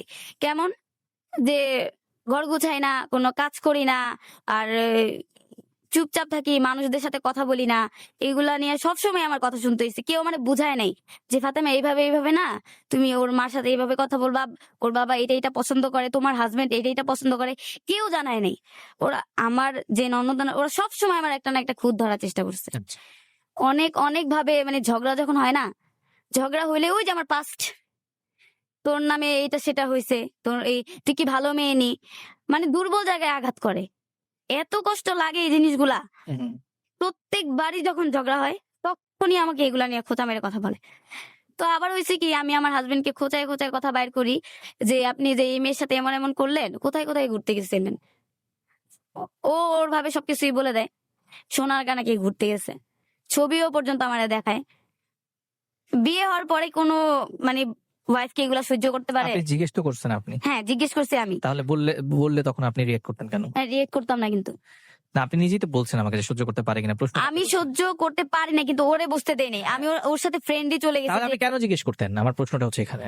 কেন জিজ্ঞেস করতাম মানে কেন জিজ্ঞেস, ওর তো আমার ব্যাপারেও জানা দরকার ছিল। ওই জিনিসগুলা নিয়ে যে ওদের ফ্যামিলি থেকে আমি কথাগুলো শুনি, ওর তো আমার কাছ থেকে জানা দরকার ছিল যে আসলে তুমি কেন এই কাজগুলা করছো, তোমার নিয়ে এগুলা শুনি। ও কখনো এই মানে ঘরে যে ঝামেলাগুলো হইতো প্রতিবাদ করতো না যে আগে যা মন হচ্ছে তা হয়েছে, তোমরা এগুলা নিয়ে কেন কথা বলো, চুপ করে থাকতো। ওকে। তো এটা নিয়ে আমি করলাম যে আমি ওর ব্যাপারে জানবো। তাহলে আমার যদি কোনো পাস থেকে থাকে, ওরও তো কোনো পাস আছে, আর ঘুরতে মানুষ যেতেই পারে। তো যাই হোক, ও ঘুরতে গেছে, এগুলা যখন ছবি টবি দেখাইছে, আমি আমার মতো করে করছি। এরপরেও দেখি ও ওই মেয়ের প্রতি একটু দুর্বল, ওই মেয়ের নিয়ে সবসময় আমার সাথে কথা বলে। আমি আবার কি করছি, ওই যে ছেলের সাথে কথা বলতাম আমাদের বাসার, ওর কাছ থেকে একটা সিম নিছি। ওই মেয়ে যে নাম্বার চালাইতো, আমার বান্ধবীদের মাধ্যমে খবর নিছি, ওই নাম্বারের মধ্যে বলছে এরকম একটা নাম্বারে আমার একটা সিম উঠাই দিয়েন তো। ওই ছেলের সাথে সব দিক দিয়ে আমি হেল্প পাইছি, ও আবার আমার সিমটা দিছে। দেওয়ার পরে হয়েছে কি, মেয়ের কিন্তু বিয়ে হয়ে গেছে।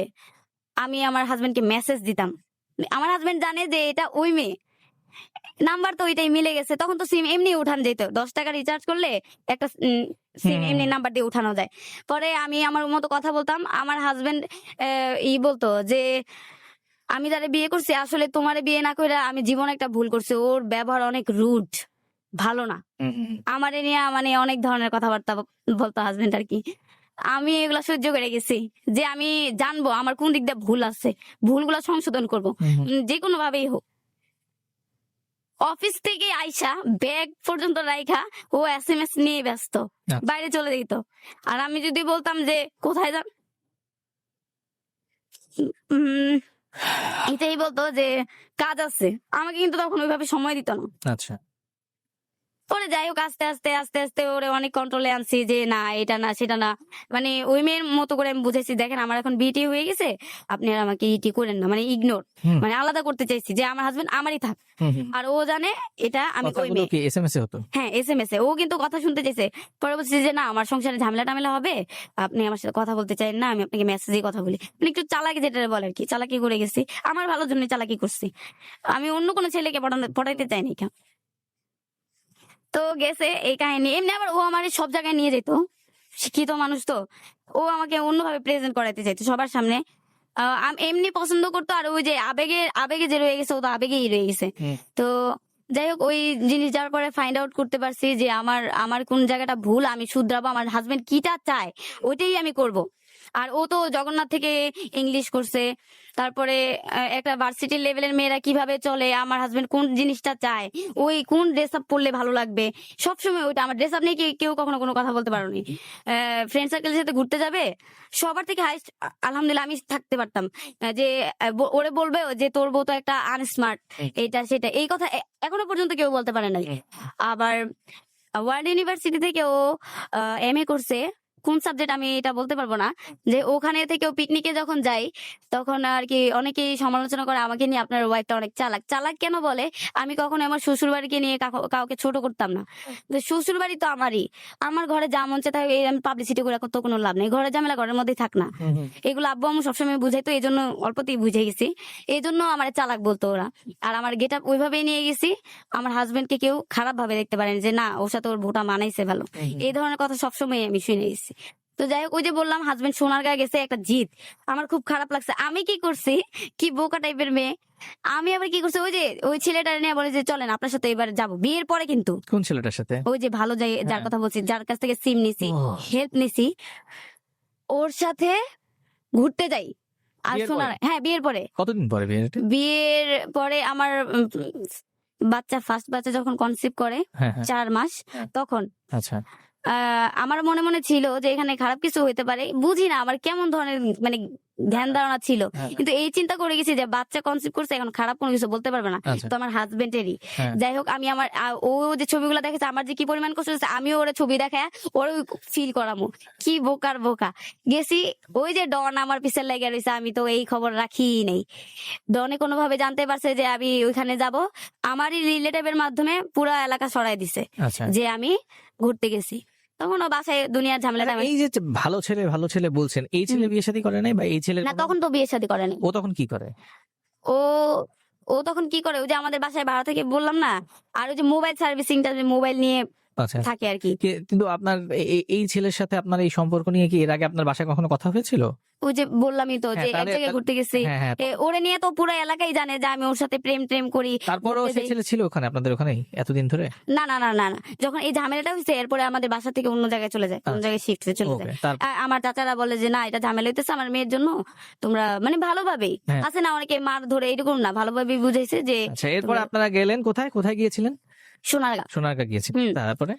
সোনারগা যাওয়ার পরে ওই যে ডন জানাই দিছে, পুরো এলাকা পাবলিসিটি করে ফেলছে, এরকম। ওইখানেও দুনিয়ার বিচার বলতে বিচার না, ফ্যামিলিগত ভাবেই হয়েছে যে ওর বউ কেন যাবে, আসলেই তো এটা তো ভুলটা আমারই ছিল। হ্যাঁ। আমার তো ওরে জিদ দেখানোর কোনো প্রয়োজন আসে নাই, আমি তো আমার ভাবে ওরে মেসেজের মাধ্যমে ওরে আইনেই ফেলছি, তাহলে তো আমার এটা মানে বুঝি নাই আসলে সমাজটা কি, এটা কি, এটা নিয়ে পরে কথা শুনতে হয়েছে হ্যাঁ। যে আমি এটা তো আপনার শোনা উচিত ছিল। হ্যাঁ, অবশ্যই। যেটা শুনেছেন এটা প্রাপ্য। অবশ্যই এটা তো আমি মেনেই নিই, এখনো আমি যেটা বুঝি। হ্যাঁ। তো এটা নিয়ে কখনো আমি মন খারাপ করি না, কারণ ভুল আমার ছিল, এটা আমার মানতে হবে, হ্যাঁ। সবসময় আমার মানতে হবে। তো যাই হোক, এরকম করে আমি ইন্টার পাস করি। ইন্টার ফার্স্ট ইয়ারে যখন পড়ি তখন আমার বড় ছেলে কনসিভ করে, এর মধ্যে এই কাহিনী। আমার হাজবেন্ড কিন্তু আমার বলে নাই যে তোমার পড়াশোনা বন্ধ করে দিবা হ্যান তেন, ও বলছে যে না তুমি যা, ও বুঝতে পারছে যে ওর ভিতরে কোনো একটা কিছু আছে হয়তো বা। পরে ওর নিজে রিয়েলাইজ করে পড়াশোনা বাদ দেয়নি। আমিও বাচ্চা নিয়ে নিয়েছি। ইন্টার যখন ফাইনাল ইয়ার পরীক্ষা দিব তখন আমার বাচ্চা এপ্রিলে পরীক্ষা শুরু, আর হচ্ছে আমার ছেলে ডেট দিছে এপ্রিল 8 তারিখে, আর পরীক্ষা শুরু এপ্রিল 4 তারিখে। আমি আগে সিজার করে পরীক্ষা দিব, পড়াশোনার প্রতি খুব আমি আগে থেকে একটু দুর্বল ছিলাম। তো আগে 8 দিনে সিজার করায়া আমার ছেলেকে হয়েছি, 7 দিনের মাথায় এই সিজার শিলি নিয়ে আমি পরীক্ষা দিছি আমার ছেলে বাসায় রেখে গিয়া। এখানে আর এই যে ফ্যামিলি, ওর ফ্যামিলি থেকে আমার কখনো এই পরীক্ষাটা দেওয়াইতে চায়নি। ওই যে ভুল করছি, ওরা ভাববে যে, ওরা এটাই বলতো যে এই বউরে পড়াশোনা করাতেছে, এই বউ কিন্তু অন্য জায়গায় চলে যাবো, এটাকে রাখা সম্ভব না, যেহেতু বিয়ের পরে এখন এই কাজ করছে, ও কিন্তু চলে যাবো, ওরে আর পড়াশোনা টড়াশোনা করাইস না। আমার হাজবেন্ড বলে যে যে যাবার সে এমনিই যাবে, সে পড়াশোনাই করে আর যা মন চায় তা করে, এত কিছু বইলা লাভ নেই, দেখ পড়াশোনা করাইছে, ভালো কথা। এরপরে ইন্টার পরীক্ষা দেওয়ার পর একটা সময় থাকে খালি, ও চাইতো যে একটা কাজের মধ্যে থাকি, আমি সবসময় একটা কাজের মধ্যে থাকি। আমাদের এলাকার মধ্যে একটা স্কুল, বলতেছে তুমি ওখানে জব করো, তোমার পড়াশোনাটা রানিং থাকলে মেধাটা, তোমার চর্চাটা ইয়া থাকবে। স্কুলের কলেজ স্যার ম্যাডামরা সবসময় আমার ভালো বলে যে পড়াশোনা এই মেয়েটা আসলে খুবই ভালো। ও শুনছে, তো চাকরিতে বলছে তুমি জয়েন করো। স্কুল নতুন জয়েন করছি, জয়েন করতে গিয়ে ওইখানেও আরেক সমস্যা, ওই যে দন্ত পিছে লেগেই দিছে, ওর উদ্দেশ্য তো আমার দিয়ে হাসিল করতে পারে নাই। আর ও মানে ওই যে বক্স টক্স আবি যাবি মাউথ টাউথ এইগুলার কাজ টাজ এগুলো ওর ছিল। তো ওই স্কুলের যত কাজ টাজ এগুলার ওই পায়। তো যাই হোক, এর মধ্যে আমার ওই ছেলেটা একটা ফেসবুক আইডি খুলে দিছিল, যে বলে তুমি এটা চালায়ও। ওর নাম্বার দিয়ে যে খুইলা দিছে, ফেসবুক কেমনে চালাইতো এগুলো আমি কিছুই বুঝি নাই, ফেসবুকের দিক দিয়ে হেনস্থা। যাই হোক, এই ফেসবুক ওই আবার ডনে জানছে যে ও ফেসবুক চালায়, আমার নামেরই তো রিকোয়েস্ট পাঠায়। এমনি আরো তো এলাকার যতগুলা ছেলে প্রপোজ করতো ই করতো, তারা তো হয়তো বা কোনোভাবে খুঁজে আমাকে, আমার সাথে কথা বলার জন্য রিকোয়েস্ট পাঠায়, কথা টথা বলে। ওই আইডিয়া আবার ওই ডন কিভাবে যেন ওই ছেলের কাছ থেকে নিয়ে নেয়, যে ওর এটা নিয়ে ওরা এইবার হ্যাক করবো, ওর কাছ থেকে কিছু টাকা খাবো। ঠিক আছে, তখন স্কুলে জব করি প্রায় মে মাসের দিকে আর কি। জব করার পরে হয়েছে কি, একদিন স্কুলে আসে, কয়েকটা ছেলে পেলে নিয়ে স্কুলে আসে, আইসা বলতেছে যে এই মানে এদিকে আসো, স্যার ম্যাডামদের রুম থেকে বাইরে যে গার্ডিয়ানদের জন্য বসার একটা রুম থাকে না, ওইখানে যে বলতেছে যে তোর আইডি তো এরকম হ্যাক করছে, যে ছেলেরা হ্যাক করছে ওই ছেলেরা 3,000 টাকা খাইতে চায়। পরে বলতেছি 3,000 টাকা কেন, আমি তো এই ছেলের সাথে মানে খারাপ, ওই ছেলের সাথে নাকি আমি কি, এটা কিন্তু আরেকটা ছেলে আমার বান্ধবীর ভাই, খারাপ একটা কথা বলছে যে না আমি তো এই ছেলের সাথে এই ধরনের চ্যাটিং করি নাই, এটা কে বলছে? বলে কি তুই না বললেই কি হবে নাকি, তোর তো প্রুফ আছে, দেখ তুই এই কথা বলতে। আমি বলি না, আমি এই ছেলের সাথে এই কথা বলিনি। খারাপ ভাবে কিভাবে আমার হেনস্থা করা যায়। তারপরে আমি আমার হাজবেন্ডের জানাই যে দেখেন ওরা আমার নামে এইগুলো বলতেছে। হাজবেন্ডও তখন রাগে ফায়ার, হ্যাঁ এই কথা কেন বললো, ও এই ফেসবুক চালাই বা আমিও যে ঘুরতে টুরতে যাই ক্লাস ফ্রেন্ডদের সাথে, মেয়ে ফ্রেন্ডদের সাথে, কখনোই না করে নাই আমাকে, কখনোই বলে না যে তুমি যাই বাকে, সবসময় বলছে যে না যাও, তোমার শেখার দরকার আছে, তোমার জানার দরকার আছে। এই দিক দিয়ে আমি সবসময় হাজবেন্ডের সাপোর্ট পেয়েছি। তো এটা বলার পরে ও আবার ওর বন্ধুদের দিয়ে কি করে যে ওদেরকে একটা শিক্ষা দিব। কিভাবে আমার বউর কাছ থেকে টাকা নেয় দেখা দিব আমি। যাই হোক, অন্য একটা এরিয়া ঠিকানা বলছে যে তুমি বলো এখানে এসে টাকা নিয়ে যান। তো ওখানে ওই আমার হাজবেন্ডের ফ্রেন্ড সার্কেল যারা যারা ছিল, ওরা আবার ওইখানে যায় ওই ছেলেকে ধরে। ওরা ডনেরে কিন্তু ধরে না, ডন আবার আরেকটা ছেলেরে পাঠাইছে। ও তো চালাক, ও বুঝছে যদি এত দূরের কথা কেন বললো, হয়তো বা এখানে কোনো কারণ আছে। আরেকটা ছেলে ই করায়, এই ই করানোর পরে আমার হাজবেন্ড ওরে ধরে, বলছে যে পুলিশে টুলিশে দিবে। তারপরে দেয় নাই, মানবতার খাতিরে, এমনি গরিব টরিব যে ছেলেটা ছিল, ছেলেটা গরিব টাইপের ছিল। তো যাই হোক, ওখানেও আমার নিয়ে সমালোচনা। আমি কিছু না কিছু তো করছি, না করলে এই ধরনের কথা কেন উঠবে? সমাজের মানুষ তার এই জিনিসটা নিয়ে বুঝে নাই যে আসলে এই মেয়েটা কি হয়েছে না হয়েছে। এরপরে এটা নিয়ে বিচার হয়েছে, বিচার হওয়ার পরে এই ওরা জুতার বাড়ি খায় বিচারে, যেটা হয়েছে। আর কিছু টাকা জরিমানা করে। এই জরিমানা করার পর এগুলো নিয়েও কথা শোনাশুনি হয়েছে। আম্মু আব্বু তখন উল্টা পাল্টা মায়ের ধর, যে তোরই খালি এগুলো হয়, আর কোনো মানুষের তো এরকম বিচার আচার হয় না? প্রেম টেম তো সবাই করে, বিয়ের পরও তুই এগুলা কইরা যাবি? তুই কি সংসার টংসার কি কিছু করবি না? এগুলা নিয়ে সবসময় আমার কথা শুনতে হয়। তো হাজবেন্ড তো পরে খুইলা বলছে, দেখেন আমি এরকম, হাজবেন্ড বুঝছে যে থাক, যে যা মন চায় তুমি চুপ থাকবা, তোমার কোনো কিছু বলার দরকার নেই। কিন্তু এই কথাগুলা নিয়ে এখনো পর্যন্ত আমার শ্বশুর বাড়িতে তোর মতো মেয়ের নিয়ে বিচার আচার হয়েছে, তুই খারাপ, এটা সেটা, আবার দুর্বলতা। কিন্তু আমি কিন্তু এরকম কিছুই করি নাই এখনো পর্যন্ত তারা এগুলা নিয়ে। তারপরে এগুলা এত কাহিনী যাওয়ার পরও আমার হাজবেন্ড আমারে ধনিয়াতে আমি চান্স পাই। ধনিয়াতে না, প্রথমে 2014 সালে তো আমি এইচএসসি দিয়েছি। তারপরে 15 সালে ঢাকা মহানগরে আমি ইংলিশ সাবজেক্টে চান্স পাই। তো ও বলতেছে যে তুমি একটা বছর গ্যাপ রাখো, তুমি আমার বড় ছেলেকে একটু বড় করো। আচ্ছা ঠিক আছে, 1 বছর পরেও তুমি এটা ইয়া করতে পারবা। 2016 সালে আবার ধনিয়াতে ফর্ম ফিল আপ করি। তো ধনিয়াতে অ্যাকাউন্টিং সাবজেক্টে আমি চান্স পাই। ওখানে আমার ভর্তি করায় দেয়। আমি জোরাজোরি করছি। ও বলছে যে না, তোমার নিয়ে কদিন পর পর এটা সেটা হয়, আর দরকার নেই পড়াশোনা। আমি বলছি যে না, আমি পড়াশোনা করবো, আমার একটা আগ্রহ ছিল। তারপরে পড়াশোনার ভিতরে ঢুকছি। এটা কিন্তু আমার শ্বশুর বাড়ির মানুষই জানেন, জানলে তো তারা বাধাগ্রস্ত করবেই। তারপরে ক্লাস করছি 3-4 মাসের মতো, ক্লাস করছি। ওরা যখন জানতে পারছে তখন আবার ঝামেলা। আর সংসারে কিন্তু একটার পর একটা অশান্তি সবসময় লেগেই থাকতো, এই আমার ব্যাপারগুলা নিয়ে। আর আমার সবসময় দুর্বলতার জায়গা নিয়ে ওরা আঘাত করতো। আমার কোনো দোষ পাইতো না এমনি ওদের ব্যাপারে, কখনো আমি ওদের যে দোষ নেই এমন তো কোনো কথা নেই। মানে পরিবারের দিক দিয়ে কিন্তু সবারই কোনো না কোনো দোষ থাকে, একজনের পক্ষে কিন্তু একার সব দোষ থাকে না। ওদের দোষগুলো ওরা কখনোই ফাইন্ড করতো না, আমার দোষটা নিয়ে সমালোচনা করতো বেশি। আর পুরা পাবলিসিটি সবাইকে নিয়ে, মানুষের ঘরে কত ঝামেলাই হয়, এগুলো তো আমার মানুষের কোনো জানানোর দরকার পড়ে না। আর আমার এই বিষয়গুলো তো পুরো এলাকা জানেই। তো এই জন্য ওরা যেহেতু আরো জানাই দিমু, এই বোর্ডে নিয়ে রাখবো না, মানে ওর ভাই ভালো। তো ওর ভাইয়ের ভিতরে তো খারাপ কিছু ছিল, আমি তো ওইগুলা আমার মতো করে মেনটেন করে নিয়ে চলে আসছি। তো যাই হোক, এইগুলা নিয়ে পরে পড়া হাজবেন্ড বন্ধ করে দেয়, যে না থাক, আর দরকার নাই, অনেক কথা শুনছি জীবনে, এগুলা বাদ দাও। আর বাদ দিয়ে দিছি পড়াশোনা সবকিছু থেকে। এখন বাদ দেওয়ার পরে যেটা হয়েছে, এই যে বললাম না, এই যে আমার ভিতর কতগুলা কাহিনী গেল। এক হচ্ছে বিয়ের আগে ঘুরতে গেছি, আরেক হচ্ছে এই সোনারগাঁ গেলাম, আবার আরেকটা হচ্ছে বিচার আচার। 3টা, মানে শুধু আমার নিয়ে এই পর্যন্ত এলাকায় আমি এখন পর্যন্ত দেখিনি আমার মতো নাম কেউ ছড়াইছে। আচ্ছা, আমি কি আহামরি এমন কোনো কিছু মানুষ? কিন্তু আমার কে রটাইছে সেই এই কাজগুলা? ওই তো ওই জায়গার ডনই তো, মানে ওর উদ্দেশ্য ও হাসিল করতে পারে নাই, আমার নামে একটা বদনাম ছড়াই দিব আর কি। তো যাই হোক, বদনাম ছড়াই ও এখন পর্যন্ত ওরা আমার উপর জিদ আছে। আমি মানুষের কাছ থেকে শুনি যে আমার কারণে ও এরকম মাইটার খাইলো, ইটি খাইলো, আমার উপরে জিদ। আমি আবার বললাম না, আমার বাসার আমরা 4টা বোন, আমিই বড়। আমি আবার একটা টেনশন করি কি, যদি পড়াশোনা করি, কিছু একটা করতে পারি, বাবা মায়ের তো অন্তত হেল্প করতে পারবো। আর আমার হাজবেন্ড হচ্ছে 6টা বোন, ও একা তো এতগুলা মানুষকে হ্যান্ডেল করতে পারবে না, আমার ফ্যামিলিও দেখতে পারবে না, ওর ফ্যামিলি কেউ দেখতে পারবে না। তো আমি চাইছি যে আমার মতো করে আমি ওর ফ্যামিলিও দেখলাম, আমার ফ্যামিলিও দেখলাম। আর শাশুড়ি হেল্প করে মাঝে মধ্যে, যখন রেগে যায় না, উল্টাপাল্টা কথা বলে, এইগুলার আমি মাইন্ড করি না। শাশুড়ি কত কথাই বলে। তো যাই হোক, আমার ফ্যামিলিতে পড়াশোনা তো করতে দিলই না, হাজবেন্ড দিবে কারণে, আমার তো ভুল ছিল। তো আমি একটা কাজ করব, ওই কাজের ভিতরে অগ্রসর হইতে পারতেছি না। এই যে পিছনের পাস্ট টাইনা নিয়ে আসে, আমি খারাপ মেয়ে। এখনো পর্যন্ত আমার বড় ছেলে একটু শ্যামবর্ণ টাইপের।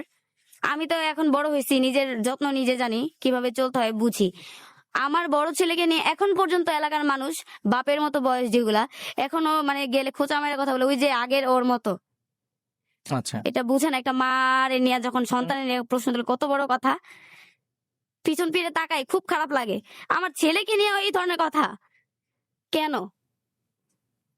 বাচ্চা নিয়ে নিছে, এরপরও সেকেন্ড বাচ্চা নিজে ইচ্ছা করে নিই।